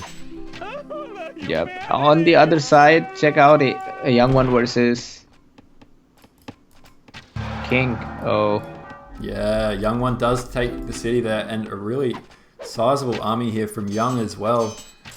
Just running in there like a boss, taking out King's city, and King doesn't really know what to do. I mean, he was on hold position, but his army's kind of just in an awkward spot there, just walking around, copping lances to the face. Not good. Yep. Not good at all. Now Monkey is the only player with who there's any hope from on this team. Everybody else has messed up. Yeah, this kind of reminds me a bit like that. There was a game earlier in the tournament which was Tough versus PLA on Aussie Outback, and Mouse was in the middle and he was booming and helping on both sides. But yeah, unfortunately in this case, I don't think Monkey, his allies are way more hurt than it was in that game. I mean, what I don't like about this game is that Monkey actually has a chance of winning. He is repelling two armies by himself. Just imagine if Blue was not dead. Yeah, exactly. Like, it would be well and truly on a knife edge, whereas it just feels like, yeah, you got to feel for Monkey here. He's playing like the best game of his entire Rise of Nations career. Yeah, he has the highest score right now, despite being 2v1 for such a long time. Come on. Yeah. And now, if he doubles Young One's army, that could change the game a little bit. Yeah, it looks like he will come around here, and Young does need to be careful. I mean, he's doing very well in this 1v1, but if he gets doubled here, that could change the tide. He will get doubled, and King seems to be coming back in the game. And the thing is, now, if Blue can just hold on his own for some time, that's all they need. Young One just lost a lot of his army. His city in front has nothing. His military, I mean, his population is horrible. Yeah. Mentalist also doesn't have a lot of units. Wow, yeah, Mentalist's army is very much a light army right now. Just a smattering of troops, but certainly nothing to hold a candle to the Bantu army. So, I mean, the only problem is, what you said is exactly right. I mean, Marsnor needs to somehow dig deep and find a way to hold the Mighty Immaculate here. The problem is, he's trying to hold against Inca with Colossus and Hanging Gardens. And he's got everything. He's got his armor upgrade as well, just to make matters even worse. So, yeah, I mean, he's got to do a Tom Cruise here, because it's going to be mission impossible. But if anyone can do it, Marsnor can, I'm sure. He's got Despot, so he's got the healing advantage at least. What a game by Monkey. He killed everybody's army in this game. Yeah. He's destroyed everybody in this game, man. And very nice play. Very nice play. I mean, look at the stats. 58 units killed, 37 lost. So, and he's on the team which seems to be losing as well. So it's pretty hard to get. Yeah, he has the highest. Oh no, Immaculate has the highest kills. But yeah, he clearly. I think he should just go ahead. Meanwhile, King is also here. I think King should join him. Why is he staying wherever he is? Ooh, you can see here the seems like AZ are getting a bit worried. They are saying in the chat, Emma, you need to finish this fast because we're starting to get a little bit worried here. Yeah. And he does capture that city, but retreats afterwards, doesn't want to get doubled, and I like that pullback. Meanwhile, King making the most of it and should be able to potentially capture that city of Young's on the right-hand side. It's a bit of a race for who can kill first here, because Immaculate is well and truly plowing through Blue at the top. Mentalist says you guys are losing this, still wasting time. Wow. Bit of psychological very warfare. Sportsmanlike. Yeah. Mentalist is a toned down version of Surge, I feel like. the Surge Light. The Turkish version, yeah. He's got a different style, but very, very similar. Oh, damn. Monkey just left for a second, and these guys are going on a double for wow. King. Yeah, King needs to be careful. He needs to not let himself get doubled here. But I mean, at the same time, I feel like Monkey was in a tough spot. He had to go back and save his capital at some point. So Immaculate forced him to retreat there, I feel. And and Immaculate, right when he ages, he gets doubled. And so even if he upgrades his units, he won't have a very good... I mean, he's going to lose a critical mass of this army. And Immaculate has hit Gunpowder Age, so... well, nice little attack, though. That was worth it, I feel, for Monkey. Like, they needed to do something. If he loses Great Zimbabwe at the back there, he might as well call GG. Whereas by saving... by sending Immaculate back, they still live to fight another day. But on the other side, look at the damage that Young and Mentalist are doing here. This is... Yeah, that's crazy. Yeah. King... Oh, man. King's gone for an aggressive build too. He went for Mill 3 before Science 3, Science 2. So King is not going to age up, not anytime soon at least. And AZ, with their very nice coordination, right when they saw Immaculate is fighting too, they both ran towards Cadiz. Man, I just saw a funny thing too. It looks like Green was actually in front of Purple's army, and Purple just came up behind him and started attacking him straight on. It just seemed kind of like an unusual position to engage from, but... Yeah, I think Immaculate is going to lose all of his army, but as long as his team is winning on the other side, it should be alright. Yeah, I mean, his eco is just insane. Like, look at 300 gold income coming in. But, but to be honest, I feel like it's giving PLA a shot. I mean, he probably didn't have to do that if he wanted to play a perfect game here. Mm-hmm. But at the same time, his teammates are romping it in on the other side here, by the looks of it, and at least. What a game by Monkey. Yeah. Yeah, I think I know who to give the Kron MVP Player of the Year award. I think the Kron MVP. This might be the first time, I think, in living memory. We'll get the stat checkers to check it, but the Kron Player of the Game award may have to go to the team who appear like they're probably not going to win, which is PLA Monkey here. He is playing phenomenal. Yeah, unfortunately, his teammates just not having their best game, which, as you said, is just unfortunate. He was literally winning 2v1 multiple times this game. Oh, did you see that? Whereabouts? that castle.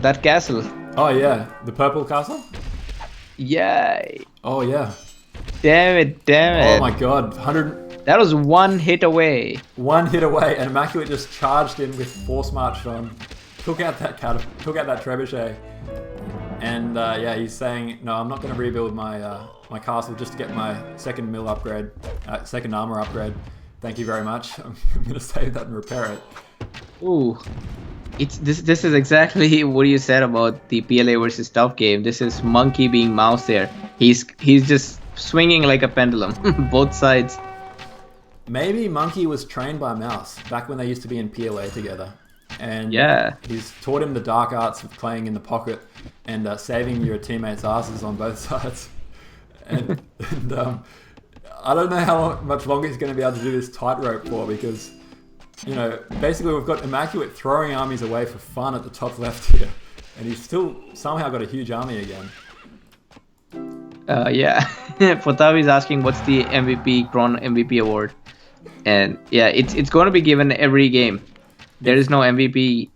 Yeah, there is no permanent MVP. Every game there is an MVP, and the award will be given on behalf of Kron. So it's one Australian dollar. $1 Australian. Sometimes if it's a really good game, it'll be $2 Australian. So yeah, enough to buy one of those soft serve cones from McDonald's and some other stuff, I guess. Yeah, you'll have to buy the Rise of Patience merchandise for that. And also send us your credit card numbers so that we can transfer money. Yeah, the credit card number is really important, and your PIN number needs to go with that as well. It's just for security purposes. Else it won't let us transfer the money. That's just required. And you can see Mentalist is asking who was the MVP in the last game. I feel like he's asking that because he just wants me to say it out loud. Yeah. What do you think? Does he want me to say it out loud? Yeah, I think so, man. Fine, mentalist. The MVP, official last game MVP was, I think it was Marsnor, wasn't it? It was Marsnor, of course. Yeah, it was Marsnor. So PLA with a clean sweep here at the MVP awards. Just kidding. Nice raids by Immaculate. He making sure that Monkey doesn't have a good time. Oh man, I think Monkey is not having a good time. Monkey still has higher score than both Young One and Mentalist, man. What a game by him. What a game by him. Oh man, he's playing the game of his life right now. It's just unfortunate he couldn't do it in the same game that his teammates are having the worst game of their lives. Yeah. I mean, to be fair, like the other guys aren't doing too bad, but it's just it's not even. And it's like, you know, when you are, it's that when Goku makes a spirit bomb and everybody gives their energy to him, and everybody has no energy right now. Oh man, it's like he's been powering up to this spirit bomb for the last 20 minutes. Yeah. Of the game. and his teammates are like Yajirobe and like Mr. Popo. And Yamcha. Yeah, Yamcha's just chilling. You got Krillin there, like trying to throw some discs every now and again, and they're just not doing it. Yeah. And begging for forgiveness for some time. Oh man. Yeah, it's almost like Mars Bun. Like right after he lost his city, he just threw out his mouse and he's using voice recognition, voice commands to play Rise of Nations. And King just went AFK for 10 minutes and he came back to see that Yeah. he had to make army. I feel like King is like what's that guy's name? Tien? The guy that does the in Dragon Ball Z. He does like the one with Tri-Wave or something like that? Yeah, Tri-Wave, yeah. Like, he's pretty much useless for most of the game, and then every now and again he'll just do some awesome attack, and it looks really good. Yeah. And then, like, the evil guys will just brush it off, and they'll get back to destroying him again. Yeah, King actually had a very good chance at one point, but he just that... Initially he didn't have army, later when he did have army, he got doubled. So, not very good, man. And finally, the mighty Bantu army has been taken. Oh man, this has been destroyed. This army wouldn't get destroyed so far. Yeah, I mean, finally it's got there. I mean, it took a long time, like whittling it down unit by unit. And I mean, in all seriousness, I think Monkey has shown a masterclass on how to play Bantu this game. And the most important concept that I could tell anyone who's watching this is just the fact that he didn't lose units and he allowed his army to get so big that he was able to press that population advantage. Mm-hmm. And it literally took like, you know, another 15 minutes of two guys going at him to kill that army. So not two, man, three people had to attack him. Oh man, and that spirit everybody bomb. lost their armies against him, and finally they took him out. Yeah. And Dragon Star in the chat says Mr. Popo is a monster. Actually, I don't know the backstory of Mr. Popo. What's his deal? I think he was a big deal in Dragon Ball, but I didn't watch that. Yeah, I don't know if Mr. Popo was ever a monster. I'm not sure what he means by monster either. Like, do you mean monster as in like he's a monster, man? Like he's crazy. He's so good. Like he has a very pedophilic look, but apart from that, he seems fine. He may be a registered sex offender, Mr. Popo. Yeah. But look, I'm sure he has his heart in the right place.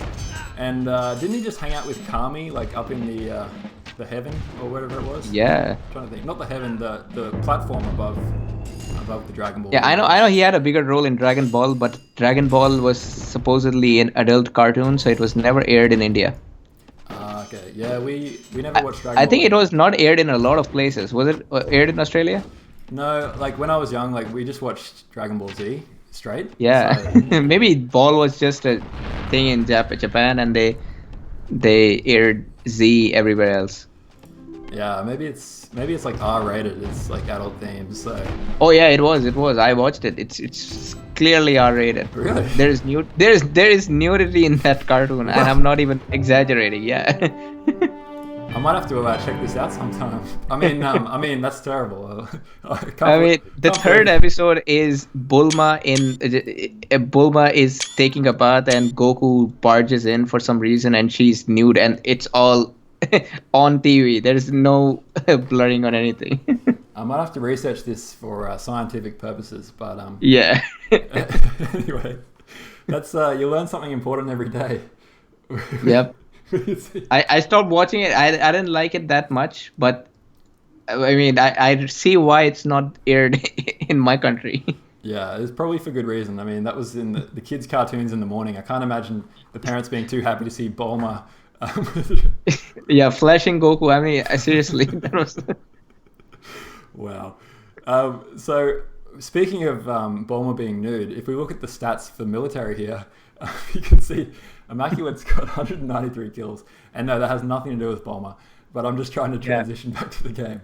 Yeah, that was a good transition. Yeah, good segue there. It was probably the best segue I've ever done. 193 kills for Imma to 97. So, yeah, dominating there as Inca. But I felt like the writing was on the wall once he got the upper hand and got the Colossus and the Hanging Gardens. But the official Kron Player of the Player of the Game award does go to PLA Monkey here. Well played, yeah, Monkey. No doubt. No doubt. That was hands down MVP, despite the fact that he wasn't on the winning side. Unfortunately, the Kron MVP award does not go to King or Marsnor this game.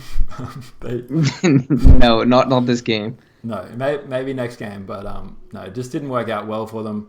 But yeah, really well played there by AZ. If you look at the resource stats, Immaculate's economy was insane.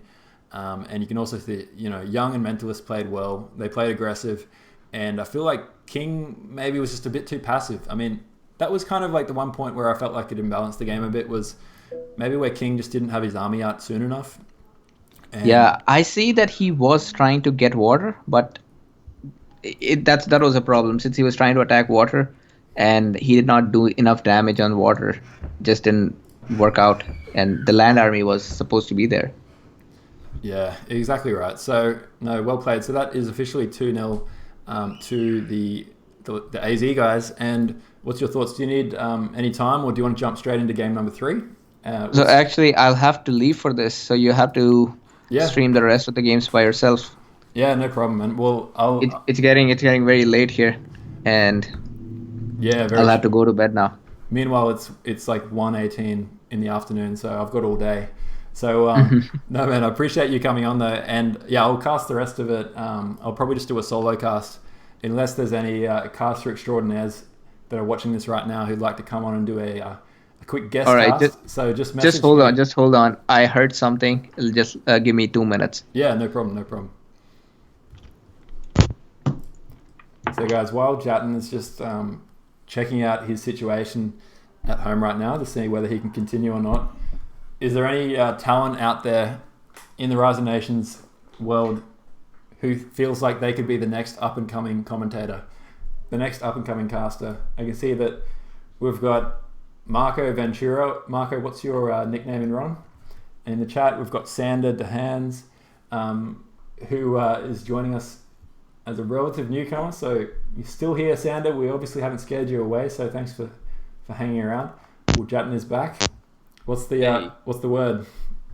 Yeah, I think I have 40 more minutes. 14 more minutes. 40. I have 40 more minutes. Oh, okay. It turns out that the show is not over. Oh, the show is not over. The show will go on. I think people want to hear more about our Dragon Ball Z acronyms for. Yeah. And I mean, if we weren't very nice, if we were real trolls, we would even have Mr. Popo of the award. Yeah, we'll have to have a Mr. Popo award for this final game and just trial it, which will be the Mr. Popo, obviously the best player, the player who tried. Yeah, from bottom. They tried their hardest, but they got too close to kids, and unfortunately, it didn't work out too well. No, okay, we'll see. So we've got this final map. So I've got it ready to go. Have you got the replay open? Yeah, here we got the third match on the best map that exists in Rise of Nations. Everybody's favorite. All right. Watering Hole. Let's do this. I'll just update the scoreboard quickly. So we now have a 2-0 to Dragons versus Pandas. And yeah, it is, like you said, it's everyone's favorite map. And the first thing I'm going to check for is the res. Do we have any imbalanced res on this map so far? The answer to that is there's no citrus and there's no copper. So yeah. Oh, there is citrus. There is citrus. Oh, there is. It's with monkey. Oh, really? Interesting. Where is Yeah. Oh, there it is. It was hiding from me. So we do have citrus on this map, and PLA doesn't know it yet, but the Ron gods have blessed them with a nice little rare there. I mean, that citrus is definitely going to come in handy if they do end up fighting hard for this middle pond, which, generally speaking, is the best source of wealth on this map for any team. Whereas, what do you think about the rares for AZ here? For AZ, it seems like they might have wool, relics, furs, and probably dye as well, assuming that white young one here does save in time. Yes. Yeah, that dye is definitely achievable if they can identify that and get that soon enough. But yeah, it looks like the rares, just the fact that citrus is so powerful on this map, I have to give the slight edge maybe to PLA. How about the nations? What do you think about the picks here? Let's quickly talk about that. Yeah, right before, since we got some new players in the chat, we'll just mention citrus. We're talking about citrus so much because on this map, the central, there's a watering hole in the center which has fishes, and this is the key to winning.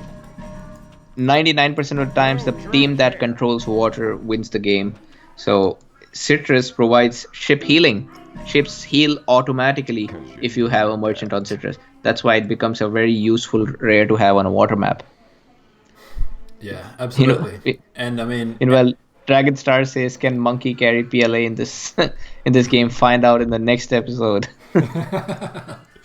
We will find out, I'm sure. And I don't know. He's not playing as Bantu. I feel like Bantu was his superpower nation, but he's playing as Indians this time. So I think Indians has the potential to carry as well. I mean, it's a nation. Yeah, potentially.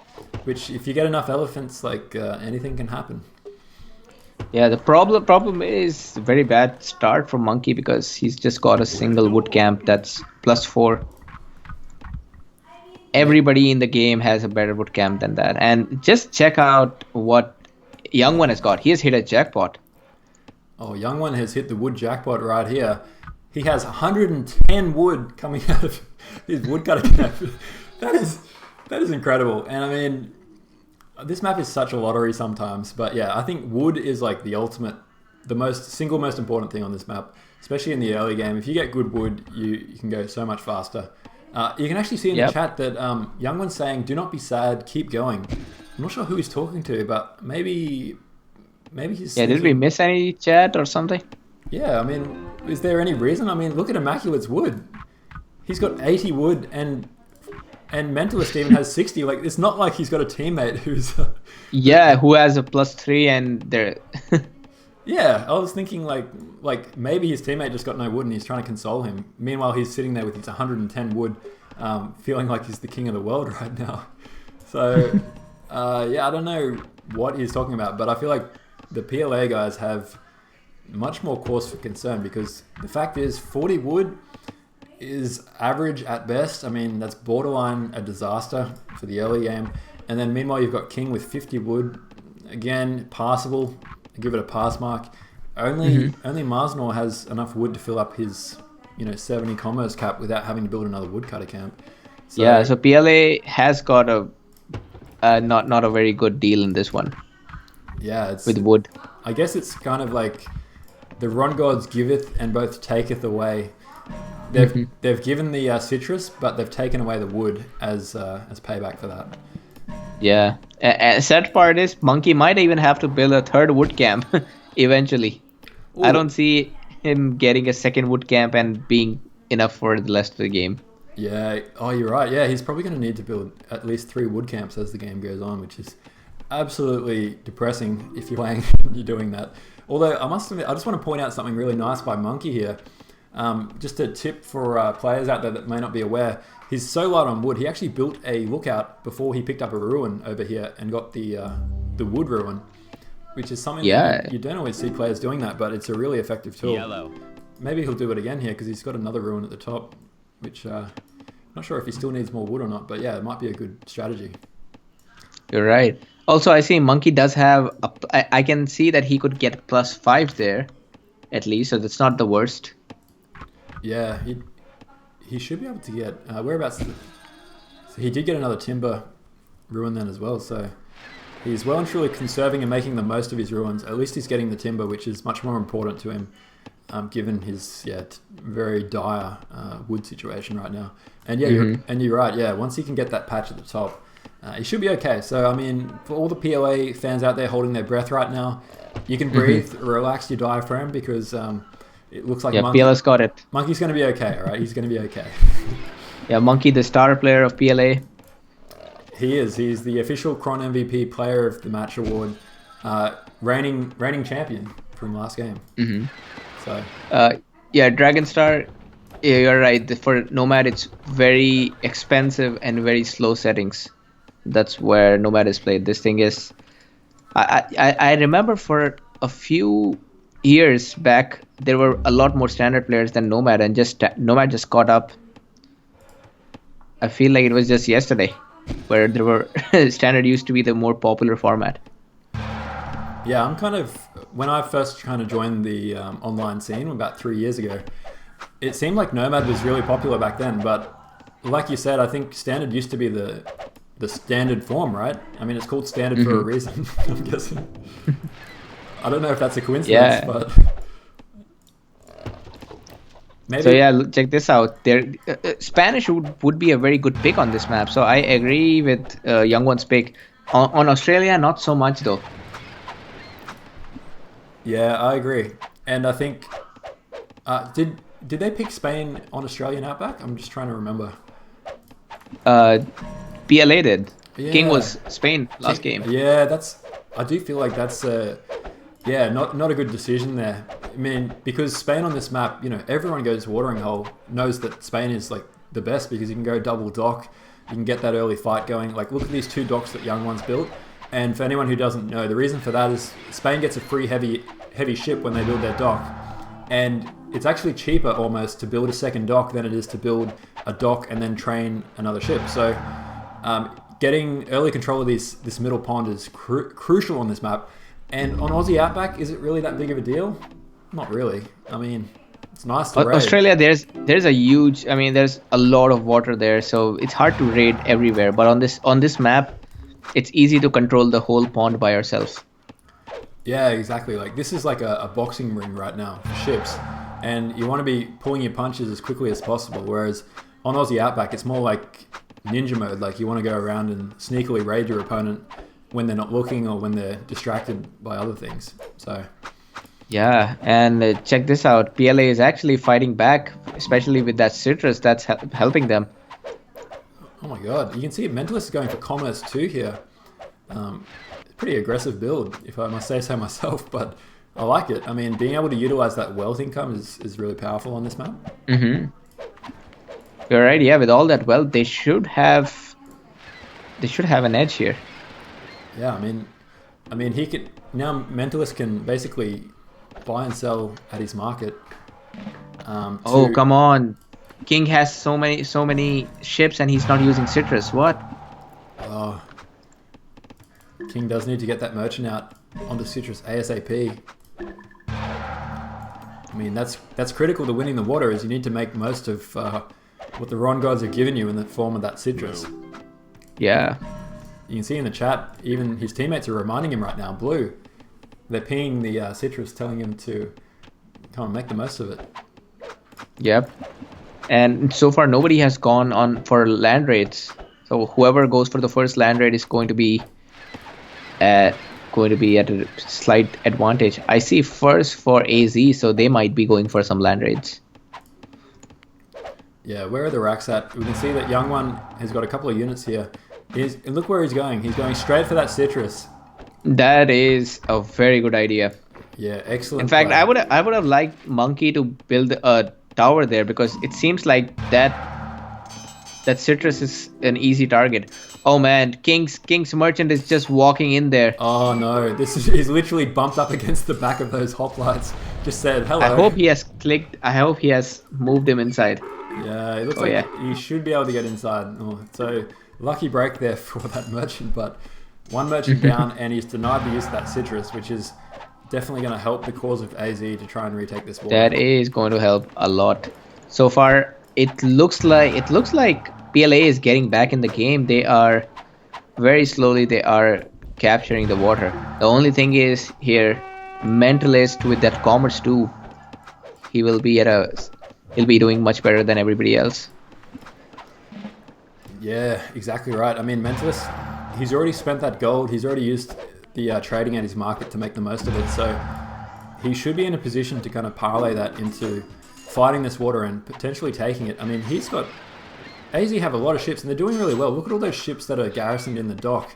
You can see that they're all on low health, but importantly, they haven't lost them. They've sent them back to recuperate and get their health back, regenerate, and then go out and fight again another day. Oh, come on. Marsnor sent another merchant and 2 citrus and it got raided as well. Tough luck. Oh, let's hold a candle and all have a minute's silence, please, for this second merchant. Tried to avenge his brother. He had a really big hankering for some oranges and didn't get there in time. The other guys were garrisoned safely in that market, so they do have citrus back up and running now, which is great news for the PLA guys. Suddenly, all these ships are going to start healing naturally. There's going to be no scurvy for these sailors. They're getting their vitamin C. Their ascorbic acid is it's going to help them. Can you give us a scientific lesson on how does vitamin C metabolize in the body? Actually, I don't know how it does. How vitamin C does. Well, it was worth a try, right? Yeah. I thought I'd just throw it out there in case that was part of your field of study, but oh no, it's not. But yeah. Whoa, Immaculate is H2 and now he's pumping out fire rafts like crazy. Nice hit there. He just got a double hit on King. Double hit. There's no citrus in the world which is going to protect you from a fire raft. Yeah. if we had an action replay setting, I would be playing that over and over again for the next 20 seconds. Oh man, I wish we had picture-in-picture like features right now, because that would come up with a little box just saying action replay. Seeing those 2 ships go down was incredible. Maybe we'll have to save that for the Nomadium 3 trailer in the future. Yep. By the way, King, the Japanese player on this side, did not go for a commerce too. Yeah, I mean, and Japanese has a lot of responsibility in this game too. Like, I mean, you can see that Mentalist has actually gone for the quick upgrade for his galleys. And look at that armada of ships. I mean, he's not playing as Spain, but he's got the Spanish armada here, basically. Oh, actually, you have got Young One Spain there as well. So look at AZ's ships. They're just... This is the most ships I've ever seen. And if PLA don't get some fire ships going to fight this back, they're in a world of hurt for this pond. Whoa, yeah, that's easily going to override any kind of citrus advantage. Yeah, nice. They're just overpowering with sheer numbers here. You see that there's some fire rafts trading both sides.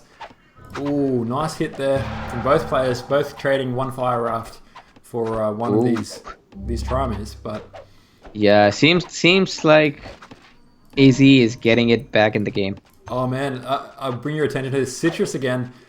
Look at Marsnor's citrus merchant. Come on, just tower it, man. This citrus is going to be important for the rest of the game. Just tower this game.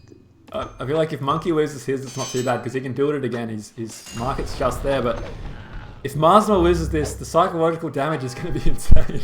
Yeah, I mean, Marsnor has lost it 2 times already. He's going to be pissed. Oh man, no, he somehow survives it. But yeah, it looks like Monkey built a tower, but he built it further back to protect his woodcutter camp, as opposed to protecting that citrus. So, I mean... Oh, and right now the whole PLA team has a horrible eco. Oh, you're so right. Look at that eco. It's 70 food, 90 wood coming in for Monkey. And this is the problem on this map, is that once you lose... you can see in the chat, actually Hoggy just said Marsnor's going to get scurvy now. And yep, that is so true. I mean, he's... Oh no, he just put his merchant back, so he's healed. Okay, no, he's going to be okay. He's going to be okay. But yeah, like they've lost the water, and I mean, once you lose that precious wealth income in the middle, it's just like you're kind of faced with a difficult dilemma. Do you try and retake the water, or do you just try and go all in on the land and make something happen with some kind of crazy militia attack or something? And I mean, there's no really, like, both options are pretty bad. Like, there's not really an easy option to select here. It's kind of like, which one is less worse? Yeah. Looks like they're going to fight back. They're fighting back on the water is their decision. They are fighting back on the water, and let me see how many... They're making enough units. Not bad. This is actually... I like PLA's fighting spirit here. I mean, they're digging in. They know that they've got to pick one of those two options, and they're going with one and they're executing on it. They've got the citrus. The only thing they need to be careful of is they need to walk the tightrope here. They need to build units for the pond, but they've also got French player Immaculate.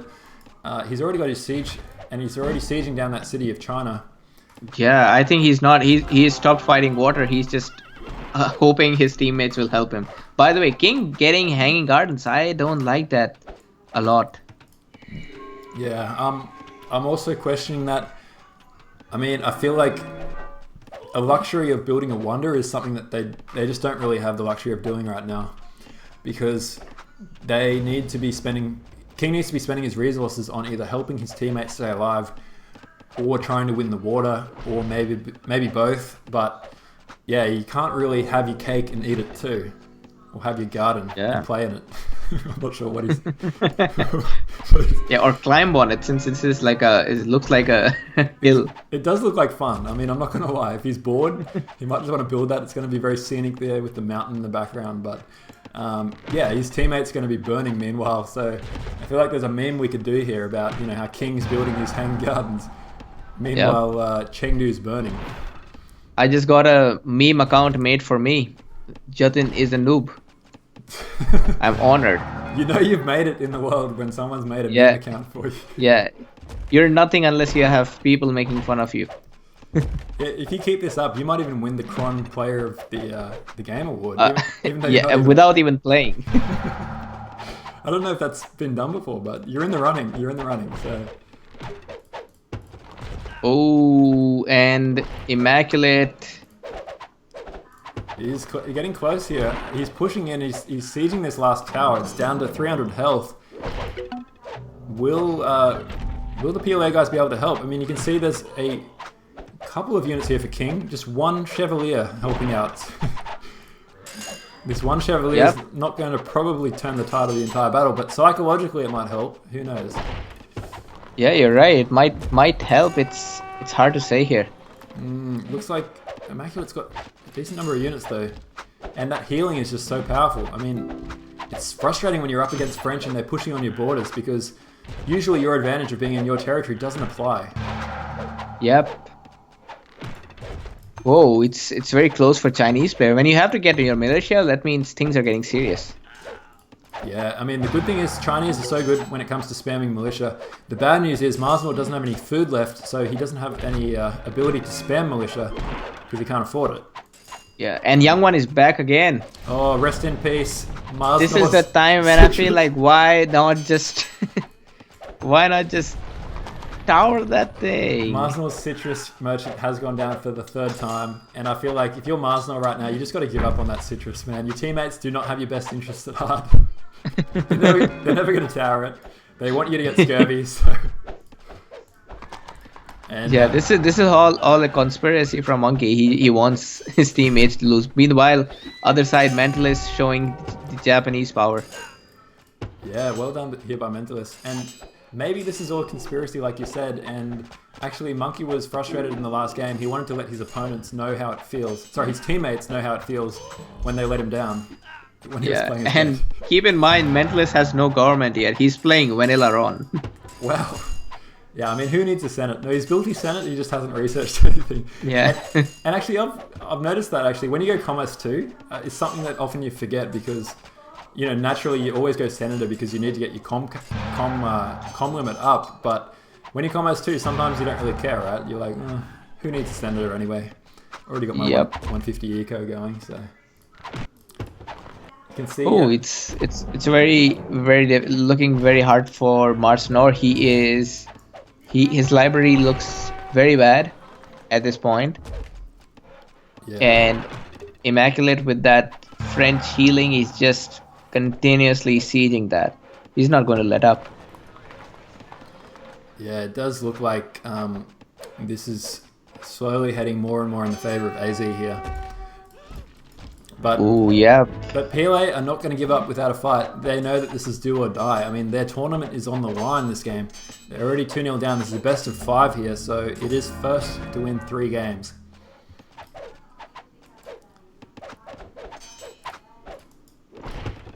Yeah, look at those ecos though. You can see in the chat, Pat Mawini is just welcome. Pat, he just asked a question. He said, "What is the best wonder for this map?" And that's a really great question. I'm gonna throw that one straight over to you, Jat. What do you? I don't know, man. Space program. I feel like if you can get that, then you probably won the game. Man, space program is pretty good. Super Collider also very good. Yeah. In all seriousness, though, on this map, like I feel like Colossus is in theory the best wonder. But Yeah, Colossus would be good. Not Hanging Gardens. I don't like Blue's choice of Hanging Gardens.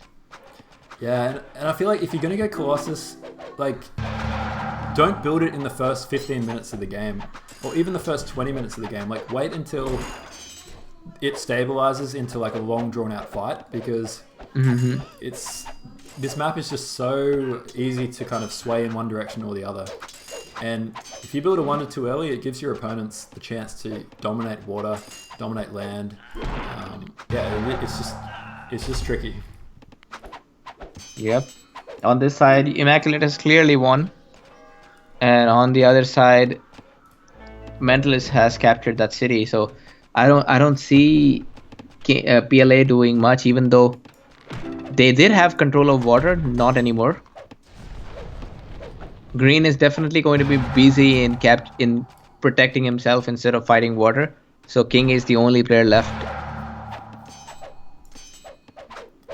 Yeah, it does. And just a reminder to the players too, if there's anyone from, not that we've seen the end of this game yet, but if there's anyone from AZ who happens to be watching this, we need a volunteer for a post-match interview if you can do it. And yeah, that'll be with or without Jatin, just in case you do have to go.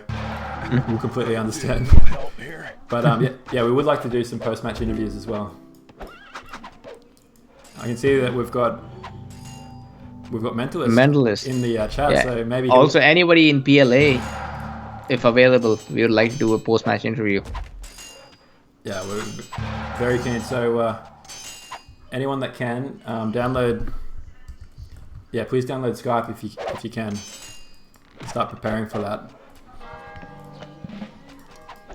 Or you can download Discord, but Skype's much better. I think video is always much more interesting. Oh yeah, this is pretty much over. King is aging, but there's no point. King's trying to help Mars Nor on this side, but even if King saves him, the other side is going to die, of course. Yeah, I mean, have a look at this.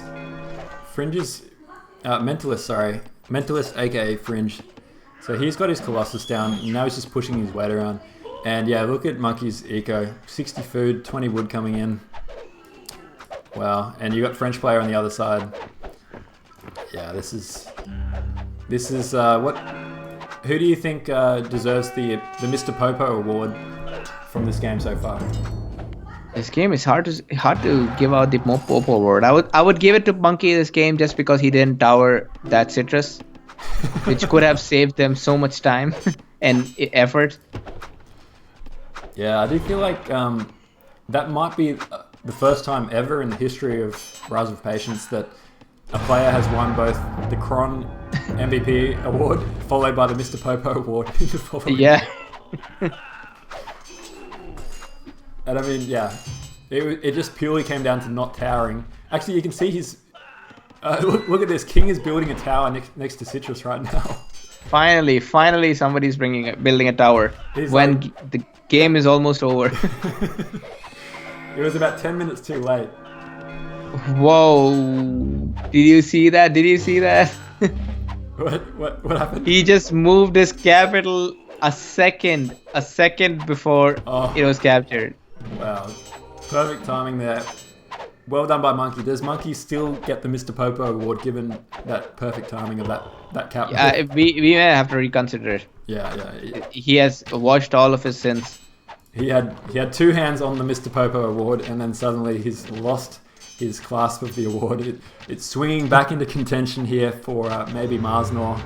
We're not sure.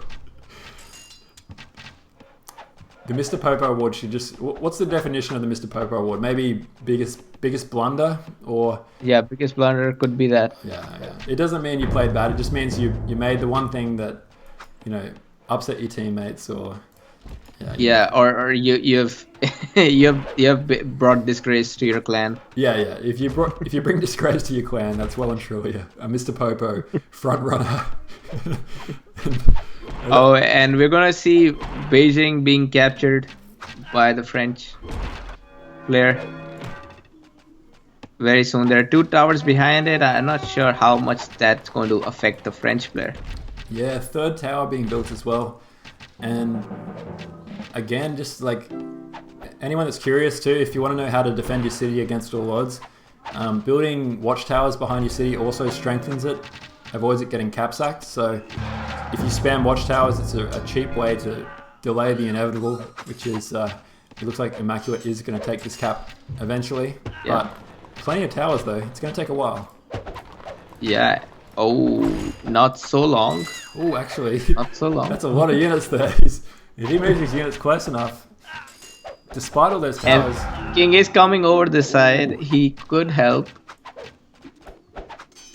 Yeah, capsack does go down.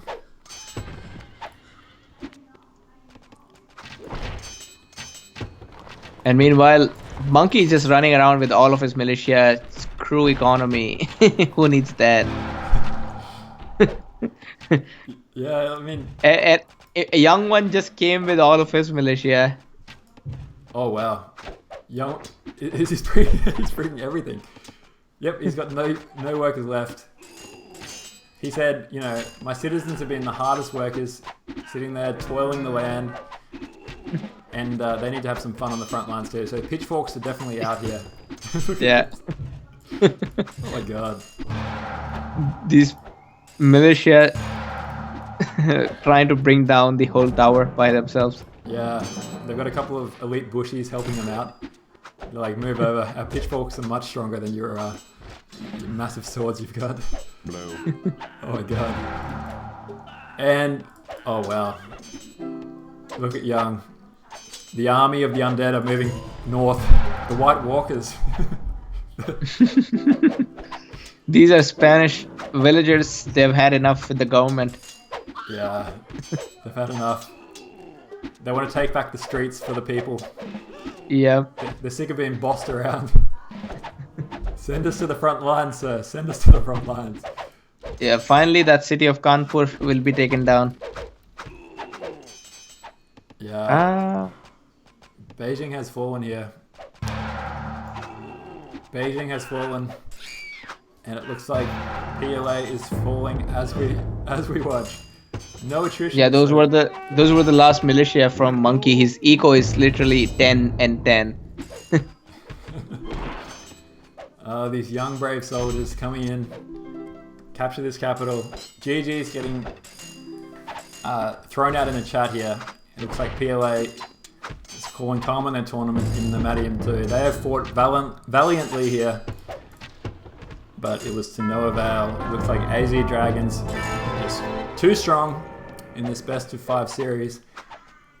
They appear to have wrapped up this series with a 3-0 victory. Yeah, and that sends them to the semifinals. That is GG right there. Very well played to AZ Dragons. That sends them straight through to the semifinals. And do you know what that means? What the first semifinal is going to be? Yeah, that means our first semifinal is going to be between Tough Alpha and AZ Dragons. Will be interesting. Tough Alpha versus AZ Dragons. Both teams going through with fine form in the quarterfinals. Both teams winning 3-0. So it's going to be an interesting matchup too. I mean, who do you think is the odds-on favorite if there was a sports betting agency out there taking illegal bets?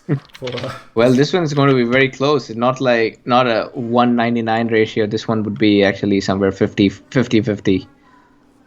If I was betting, it'd be hard to decide this one. Yeah, normally if there's any kids out there that are under 18 watching this, don't gamble. It's a terrible habit. But yeah. I would recommend unless you know you're going to win only. If you did want to recommend if you're over 18 and it's perfectly legal and so on, the one thing I would recommend is potentially that game between Tough Alpha versus AZ Dragons is make a bet with a friend or someone on Steam, and whoever loses has to donate to the prize pool. I mean that's a good way to do it, I feel, and that way you both you can get them to write a silly message saying how smart you are, and you also donate some cash to the players who are playing their hearts out for our entertainment, and give them a bit more incentives. So that's just something to keep in mind. And then what's your time frame like, Jatin? Do you need to run, or are you able to stick around a little bit longer? I may have extra 5 minutes. Okay, let's see if we can get a post-match interview, because I would love to quickly hear from someone from either team, hopefully both teams if you're around. I can see that we have Mentalist is on the chat, so hopefully we can patch him in. Oh, my Steam's having some issues there. Oh yeah, Steam always has issues. Yeah, when does Steam not have issues is the real question. I'll just leave up the military stats while I'm getting my Steam to fix itself. But yeah, if anyone's listening to this, if you're on either AZ or you're on PLA, can you please download Skype and then message me on Steam or message me wherever you can, or say something in the chat, and we'll get you patched in for a quick post-match interview. We'd love to hear the mindset of Mentalist there, especially. I wonder if he'll say easy to us over voice as opposed to over the chat.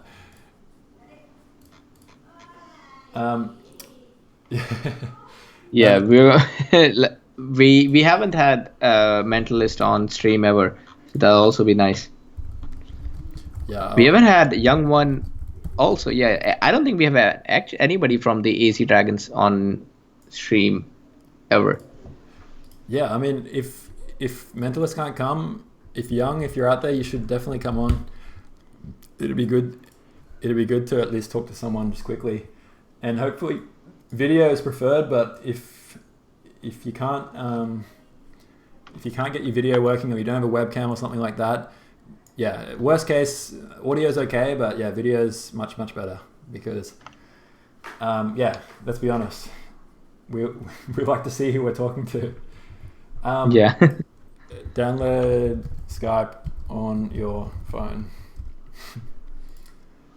So Fringe says he definitely can. He just said how. Where there's a will, there's a way. Yes, we're on Skype. Okay, Young's got to sleep, so Young can't come on, but yeah, wow, it's 7 a.m. Thanks for watching. Good to that's commitment right there. That is commitment. I'll update the score quickly too. Where is it? That's officially 3. We're on Skype. So I messaged you on. Hang on, I'll send you my Skype username. Add me.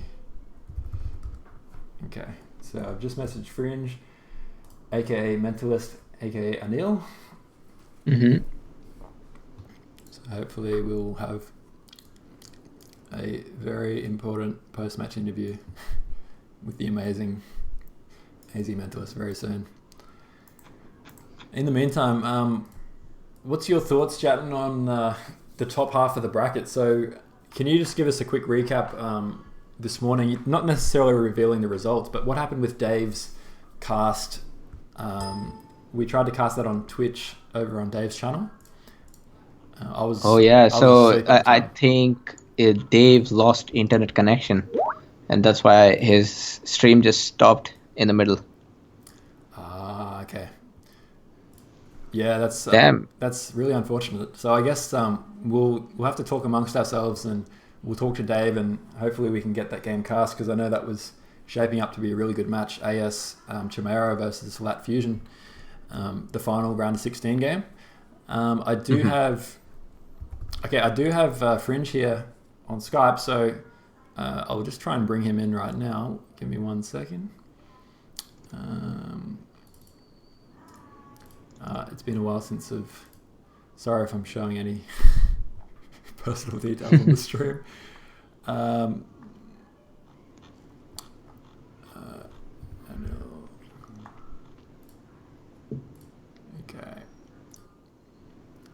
Okay, let's give this a go.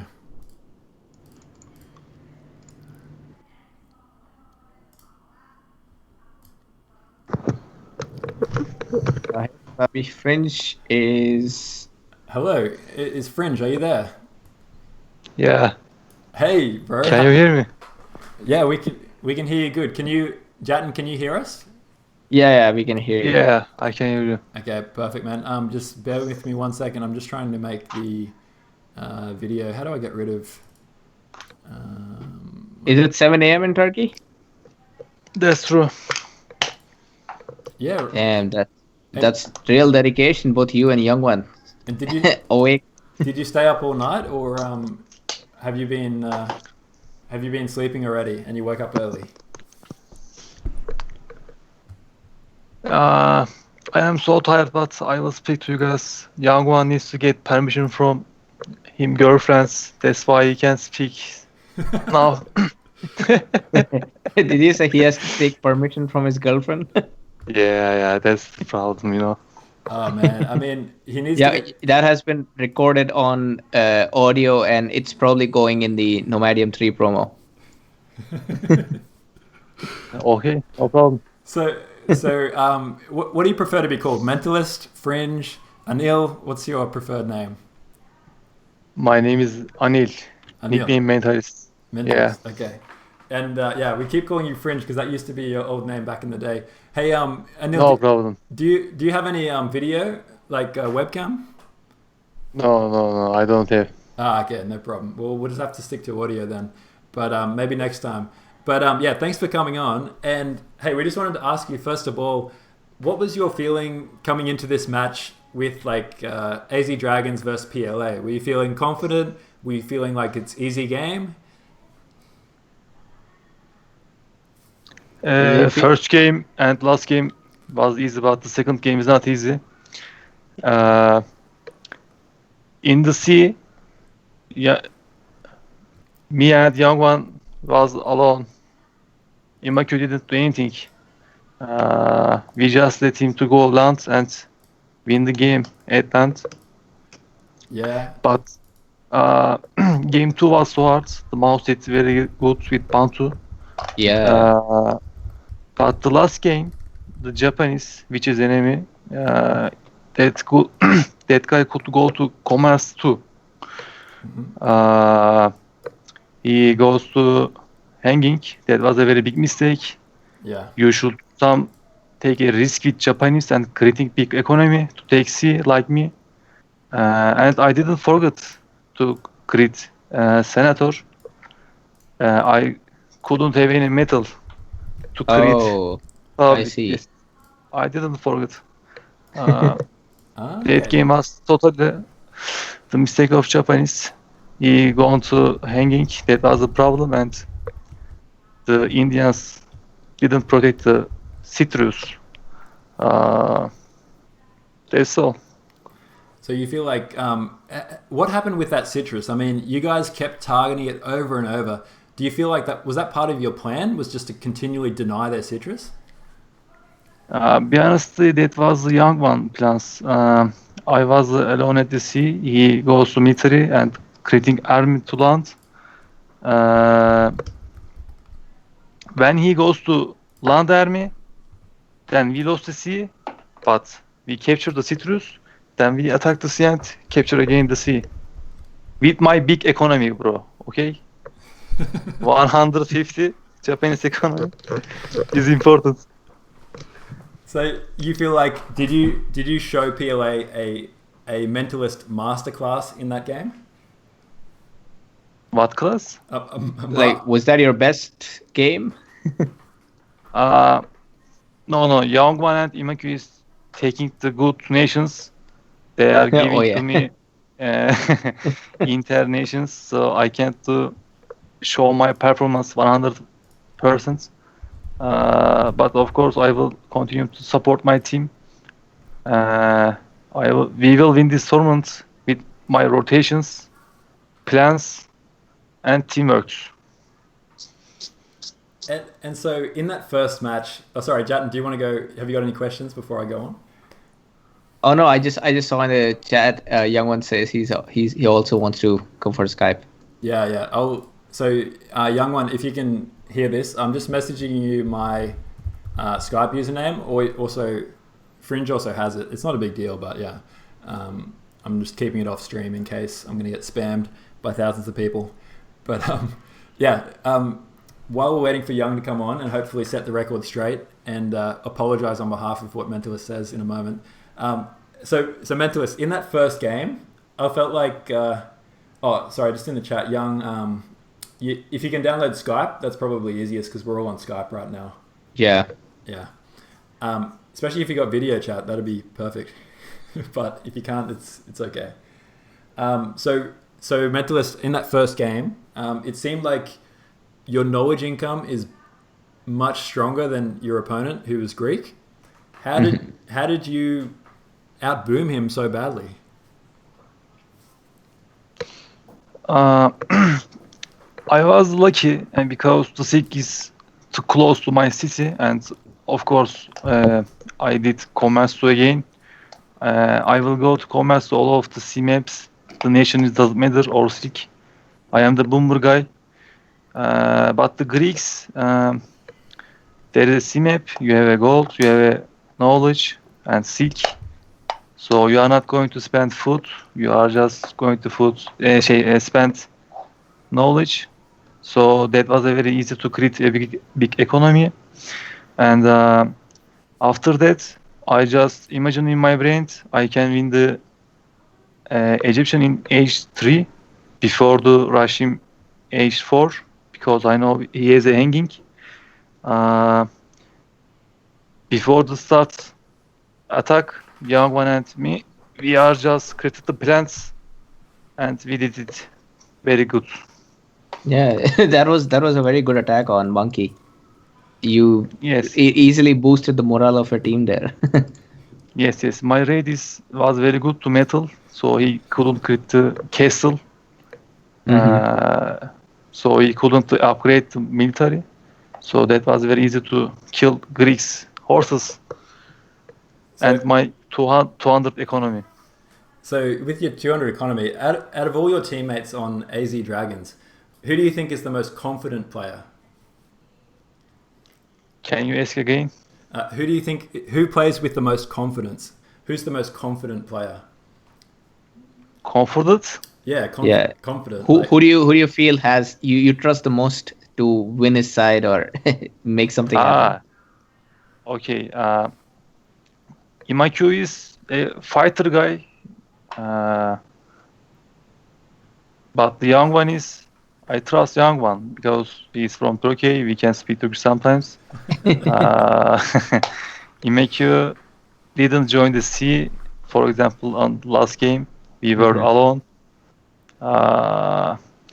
We are creating a very good position to win Imaku 1-1 all games.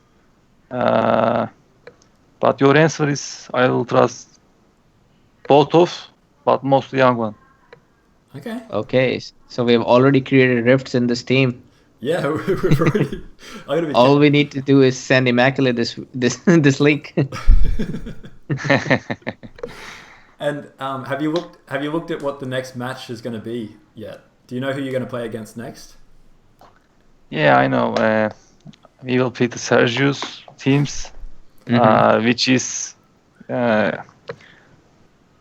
attack with the 100 economy, going despot, attack with workers. So that will be very easy to us. We will kick Sergio very easily. I know we can do that with this team. I trust my team. We will do it. That's good confidence. That's good confidence, man. I will. Yes. I'll say that right now on stream. If AZ Dragons wins with a 3-0, I'll donate $20. It'll actually. All right. It'll be a best of seven. Right. It'll be best of 7 actually. So it might. Oh yeah, wait, it's a best of 7, right? Yes. 4-0. Yeah, semi-finals and finals are both best of 7. If it is best of 7, it will be better to us because most of the players can play better with good nations. Mm-hmm. If the match will be best of 7, that means we are going to play bad nations too. So it will be better. It will be better to us. And so far, you have only. I've noticed that most of your games have been 3 versus 3, and probably even all of your games have been 3 versus 3. Is Leonidas going to play for the against Tough? The young one is deciding this. He is the leader ours, and I don't know where is Leonidas right now. What is he doing? You should ask this young one. He is the leader. Okay. In the chat, Fatabi says if Mentalist is already multiplying the price by 6. Why would he multiply the price, man? He would divide the price. Price. Yeah. Have you already spent the prize money like in your head? Like, what are you going to spend the prize money on? What do you guys mean? So like, if you win, you got $600 and all the women and fanfare. You get millions of viewers watching live. What would you be spending that money on? One guy or the team is taking the money? Okay. Team player. One guy? No, I mean, it basically we give it all to you, and then you do what you want with it. So you can give it some to Young One, you can give some to Immaculate, or you can keep it for yourself. What do you want to do? I will do some buy computers equipment. Okay. I think. Like new graphics card or something like that. No. Of course, we will share the money with teammates. After I will do it. Okay. Of course, we will share. Why do you guys give me all of the money? Me? Of course, we will share the money with teammates. We are a clan here. See, that's. Oh man. I think man, we got to make sure there's a lot of corruption in Rise of Nations community. We are handling big money here. The money is not important. I just want to kill Sergio in this tournament. The Iroquois is not important. That's just Sergio. Not anymore. That's nice. So if it turns out that Tough Alpha does beat, AZ does beat Tough, then this would be a very nice goes into promo. This pre-match interview versus the real match. Yeah, I will stop the playing Rise of Nations if you lose with this team to Sergio's team. I will really stop the playing Rise of Nations. Man, don't be very careful about those words. We don't want to lose you. No. Do not worry about it. We will going to beat them. Do not worry about it. All right, man. That's very good confidence. I've got Young One close to being added here as well. Thanks. So I'll try and get Young One in 1 second. Yeah, let's get him as well. We'll hear from the official PR representative from. Of course. All right, let's patch him in. I don't know if Young's got video or not, but all right, let's add him right now. 1 second. All right, Young, we're trying to bring you in right now, so hopefully your phone's ringing. Stay safe. Stay safe. Do not be banned. All right, I believe Young One is in the building right now. Hey, can you hear me, guys? Yeah. Yes. We can hear you good, man. Nice. How are you, Nasilsian? İyiyim, teşekkür ederim. Oğlum, how are you? Sen. İyi.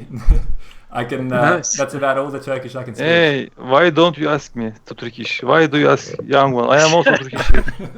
What the fuck is going on here? I only speak Turkish for young. I don't speak Turkish Kron. for mentalists. He has I partial Turkish disability. am I from China? Come on. You Sorry, are racist. You are racist. I'll get more confident in my Turkish. I need to learn some swear words before I can talk to you, mentalist. I am joking. I am joking.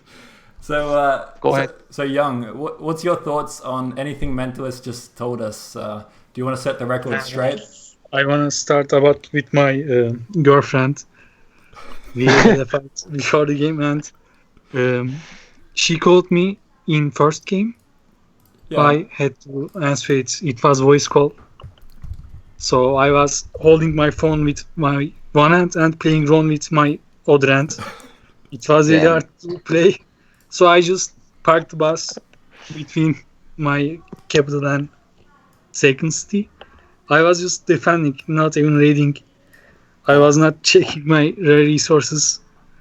Thanks to God, Immaculate, and my dear powerful teammate, Mentalist, won the game for me. That was a good handicap game. Yeah.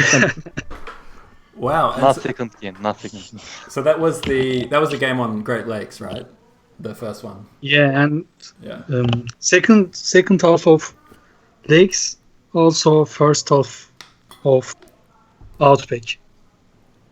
Oh, Yeah. Okay. So that was when King was when you're playing Nubians and you had all those. Yeah, I was ultra slow.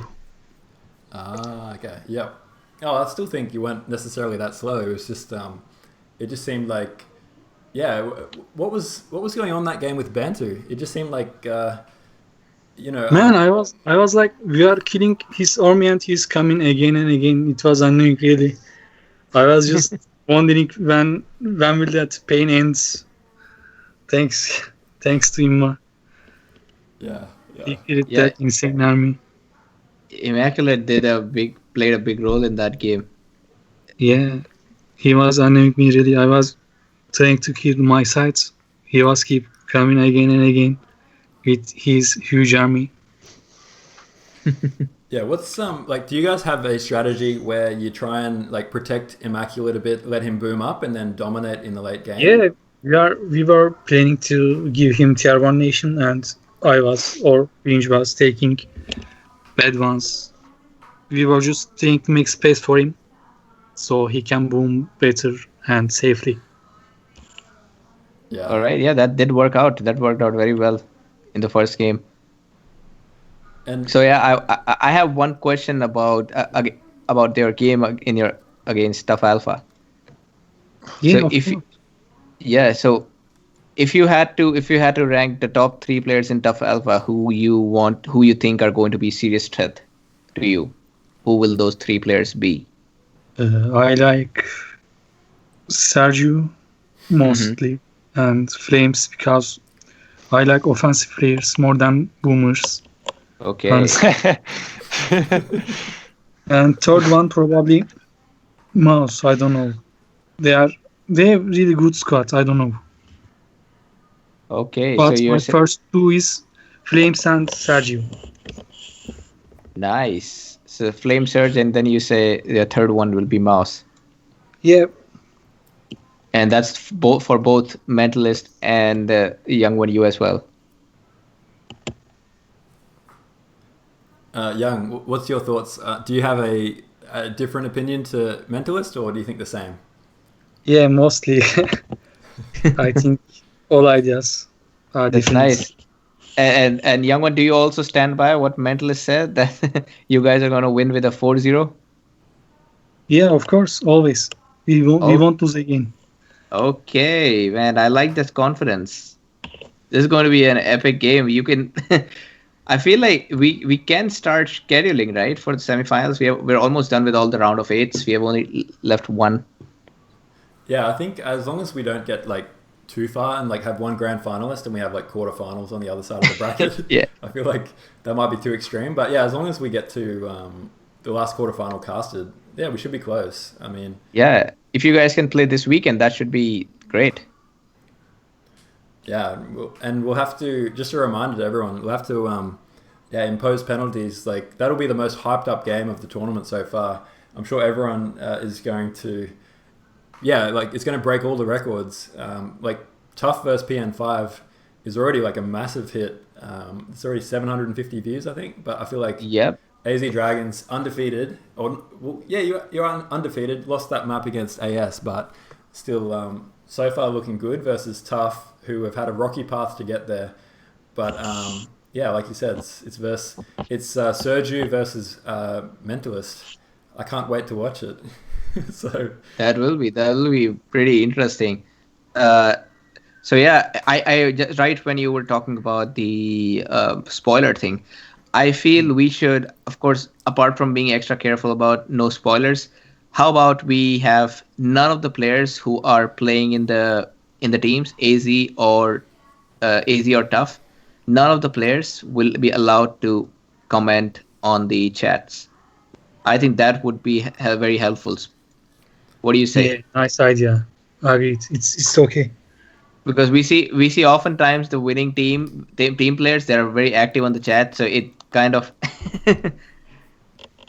spoils for everybody. It happened, and in fact, it happened in Nomadium Grand Final too. After Game 5, all the EL players were in the chat, so everybody found out, and it was no longer fun.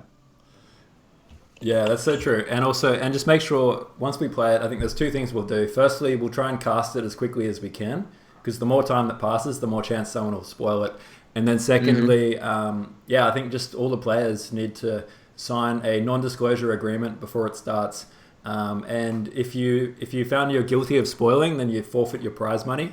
And so, all the players just need to be careful as much as possible. Especially, I think the winning team, needs to make sure they don't comment on the chat, so that we just have this, we just feel like we don't know who's going to win. I think this time PLA guys are sleeping, in my opinion. Yeah, I don't think I was spoiled for this one, because I understand PLA guys don't usually comment at all. Yeah. But for Tough versus AZ, I know the Tough players, Surge, Mouse, TNO, all of them, they're very active on chat. Flames as well, he's right now there. And you guys are all active on chat too. So if we see any one team commenting, chatting more than the other, it's going to be a giveaway. And that we won't want. So it will be pretty interesting, man. I'm actually so excited to see that game. Spoilers. No problem. We are not going to share anything. Did you? No. Oh no, you're about. Yeah, we can't. Well, that's the good thing, is like, I feel like we can't spoil this game anymore because we've just played it. So that's AZ Dragons 3-0 against PLA Pandas. Hey Young, after you played and you talked to your girlfriend, are you still fine with her? Like, was everything okay with your relationship? Yeah, it's all okay. So I am happy right now. That's good, man. That's the most important thing that we're all. Man, I want to talk about Tough Alpha a little bit more, because I respect them so much, and of course it's not going to be 4-0 for us. No doubt about it. Cold Fiber is my teacher. Honestly, he showed me how to boom, how to place my cities, how to place my military buildings. So he's a legend for me, simply. Oh wow! Yeah, okay. I don't know if anybody knew that. Yeah, it's kind of secret, because you are playing on Game Ranger, not Steam. And I was probably 16 years old or less, I don't know. Me and him were playing every day. He was helping me every day, daily. Oh, yeah, and as for anybody who doesn't know, by the way, Coldfire is a very old Int clan player. I think he was even an Int clan leader at some point. When I just joined Rise of Nations, he was the best Int player at that time. I was more than. And he was a standard player. I remember that. And he used to be very good at standard. It was King Amea. I'm not sure. I was looking to his webpage. It was funny. So Young, Yeah. what would happen if you're playing in the semifinals, right? It's a best of 7. It goes down to the final map, and it's neck and neck. You've both played your hearts out, and it comes down to this final moment where you're playing as Turks, and you're up against Coldfire, and you know you've got the dagger in your hand. You just need to put it through Coldfire's heart to kill him to win the match for AZ against Tough, but you know it's your old mentor. A lot of emotions racing through your mind. You're thinking back to 2013 and how emotional you get when he was teaching you when you were just a little boy. Would you plunge the dagger into Coldfire's heart to win the match? Ooh, I stakes think are high. I will throw my laptop from the window and I will go cry. Oh man. I can't do that to my teacher. Oh my It god. looks like a very difficult choice right now. This is going to add a whole new layer of dimensions. You've got Young versus Coldfire, the teacher mentor student relationship. You've got Sergio versus Mentalist, the worker rush versus the boomer. Yeah, I'm waiting for that. Really, it will be funny. Even if you lose, I don't care. It will be funny so much. Yeah, and then who else? You got maybe Flames versus Immaculate. I feel like that'll be a nice kind of match. Yeah, it will be nice. Too. Yeah, TNO. They are Mouse. both cool guys, and if I'm not wrong, they were best friends. I'm not sure. Actually, there will be a storyline there as well, because I think Immaculate and Flames have a bit of history as well, because Immaculate used to be the teacher of Flames, and then now Flames has joined Tough. So that's another story where it might be a little bit of, I don't know if it's bad blood's the right word, but yeah, a bit of history. So. Oh yeah, that'll be pretty cool, man. I remember 1MA. 1MA was the clan that Immaculate and Flames were in. Yeah, the former teammates, and Flames. Yeah, TNO. He saw. TNO also. Yeah, TNO. Member of Zosimus, if I'm not wrong.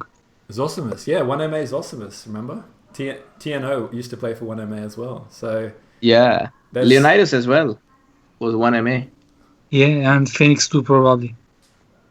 Because probably Syntax when he was known as Syntax. Yeah, Syntax. How much money did AZ pay to sign up all these players from 1MA? Was it? It was a little cheap. We paid like $3 million. Okay. From Mentalist, easy money. Yeah. Easy money. Yeah, the word is on the street that AZ has got some real cash in, and they're buying all the best players. That's how Zen Mechanics was taken. But it looks like Zen Mechanics probably got a better offer from another clan. Yeah, I agreed. He was really expensive, so we can't pay that money. Oh, so you took back the money after seeing that he's not going to play? No. Honestly, I didn't talk with Zen Mechanics. Immaculate was talking with him. I don't know what happened really. Okay, so Immaculate was the author of that transfer. Maybe he was just a backup option. The roster's so stacked that he was just the reserve. And I don't know what happened either, but I think, Zen was purchased kind of like Manchester City in football or soccer. All these star-studded players just sitting there on the bench, not being used. But you guys didn't need to, so it's worked out really well. I was thinking one other question. You go, Jat, before I forgot what I was going to say. Actually, I don't have any other questions now. Yeah, well, I'm just pretty hyped up. I want to see AZ versus Tough. I'm gonna tune out of all social media once I receive the replays, just so that I don't get spoiled. Guys, can I ask questions too? Yeah. Sure. Jetin, can you tell me your top 3 players? Top 3 players in Nomad? Yeah. Oh yeah, I think I am very impressed by Mouse, Dave, and Boo. Those 3 players. And those 3 players, I feel like they are really good. Mouse. Are you sure about this? Yeah. It's just the win to loss record for those. I've noticed Mouse has a very good win to loss record. I also played a best of 3 against him, which was a very close one. I hope we will change your idea end of the tournament.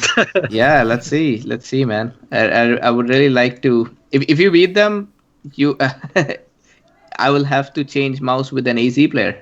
And if you Man, beat after EL, this then I'll conversation, have to we change should- everybody with an AZ player. Okay. Not Ukron, not Ukron. Don't get. Oh yeah. I was gonna say like obviously it's gonna be me, but Yeah. yeah, I think no, that's a pretty good. It'd be interesting to do like a fun like fan rankings or something of like best Nomad players, but yeah, it's open to opinion. So I feel like yeah, to be the best, you have to be on the best team. So it's going to come down to who ends up winning the tournament, and then yeah, whoever's the best player. So at this rate, if you can ride the confidence that Mentalist has right now, Mentalist told us that AZ is a very strong chance of winning the whole tournament. So maybe Mentalist will be MVP. Yeah, Why not? Yeah, we will see. we will see. Would you type easy if you were in the grand final and you won? No. No. The final match, only the final match won't be easy. Semi-final match will be easy, but yes. Against Sergio Worker Rush. I hope Sergio will change his style in this match. Otherwise, he will die. Oh. What is the point to attack with workers? The women will do it. Fine, I think. But Why not? Yeah. do you feel I did it. Do you feel like it's annoying, or do you feel like it's easy to stop? Like if you research attrition, you should be able to stop it, or why does it annoy you so much? If a player attack to other enemies with workers, that means that player is scared to enemy. That's why he's Oh. attacking with workers. Yes. Yeah, you mean it's a desperate move? Yes, that means he can't beat him with a normally play. That's why he's attacking with workers. The only one chance. The one chance. To beat or lose. That means he's scared and can't beat. That's why he's doing all the match. So you think it's like a cheap way to win? Like it's not honorable to win that way? Yeah, it's not honorable. Yeah, okay. Well, we'll have to keep our eyes open if we're going to see any Surge Worker Rushes in the upcoming semi-final. I know I'll be keeping an eye out for that. Yeah. We'll see. Yeah, might be good to build your tower nice and early and get attrition just in case. Yeah, it's tricky. It's tricky to get attrition at the right time because that wealth and metal is useful. You don't want to use it for something you don't need. Yeah, so true. And did you guys have any other questions that you wanted, or anything you guys wanted to say before we start to wrap this up? I know it's early morning there, so you're probably getting pretty tired. I just want to say thanks, guys. Thanks for inviting us. It was really funny for us. Thanks. Yeah, thanks a lot. So if you both can send me a picture of yours that would go in the thumbnail right after this of interview course. ends, that'll be great. I will do, bro. Thanks a lot, guys, both of you. I am Thanks a lot. also say thanks to Colas. All of the teams are strong, of course. We have a respect to all of them. Thanks for the call us. Yeah. Yeah, we are just making fun. So don't be sad or angry, please. Yeah. Yeah, no problem, guys. Well, thank you both so much for coming on. I'm going to try and say Teşekkür ederim to you both. That's thank you in Turkish. Is my pronunciation correct? Yeah, Alright. it's nice. Very nice. Teşekkür, is that right? Just Teşekkür yes. ederim. Teşekkür ederim. And we really look forward to seeing the next game get played soon. And thanks again, guys, for staying up all night to come on the show. Okay, just a game. Always. Have a man. nice day. Exactly right. See you. See you guys. Cheers. Cheers. All Hey, right. I don't know, Fatabi, are you also Turkish? Fatabi seems to know very good Turkish. Oh, I didn't know that. Anyway, Kron, thanks, Yeah. man. This was good. No, this Once Young One and Mentalist send me the thumbnails, I am going to put them all up. Yeah, no, it sounds good. If you can fix up that thumbnail. But no, I feel like that was, good cast. Great to hear from both players. Actually, what I might do, so we had a pre-match interview with a fan, not a fan, but Alien, who's just a kind of, I don't know how I say this, member of the community. He plays a lot of Ron. He likes to watch a lot. In case you missed that at the start of the show, I might just put that on again just so people can see the tail end of it. But other than that, we'll call it a cast right here. And thank you everyone for tuning in. And the next match will be hopefully a rejig of the Super 16 match between EL versus AS Chimera. Yep. So. And with that, I'll have to go right now. See you, man. No problem, man. Take care, guys. Bye-bye. Talk soon. Bye.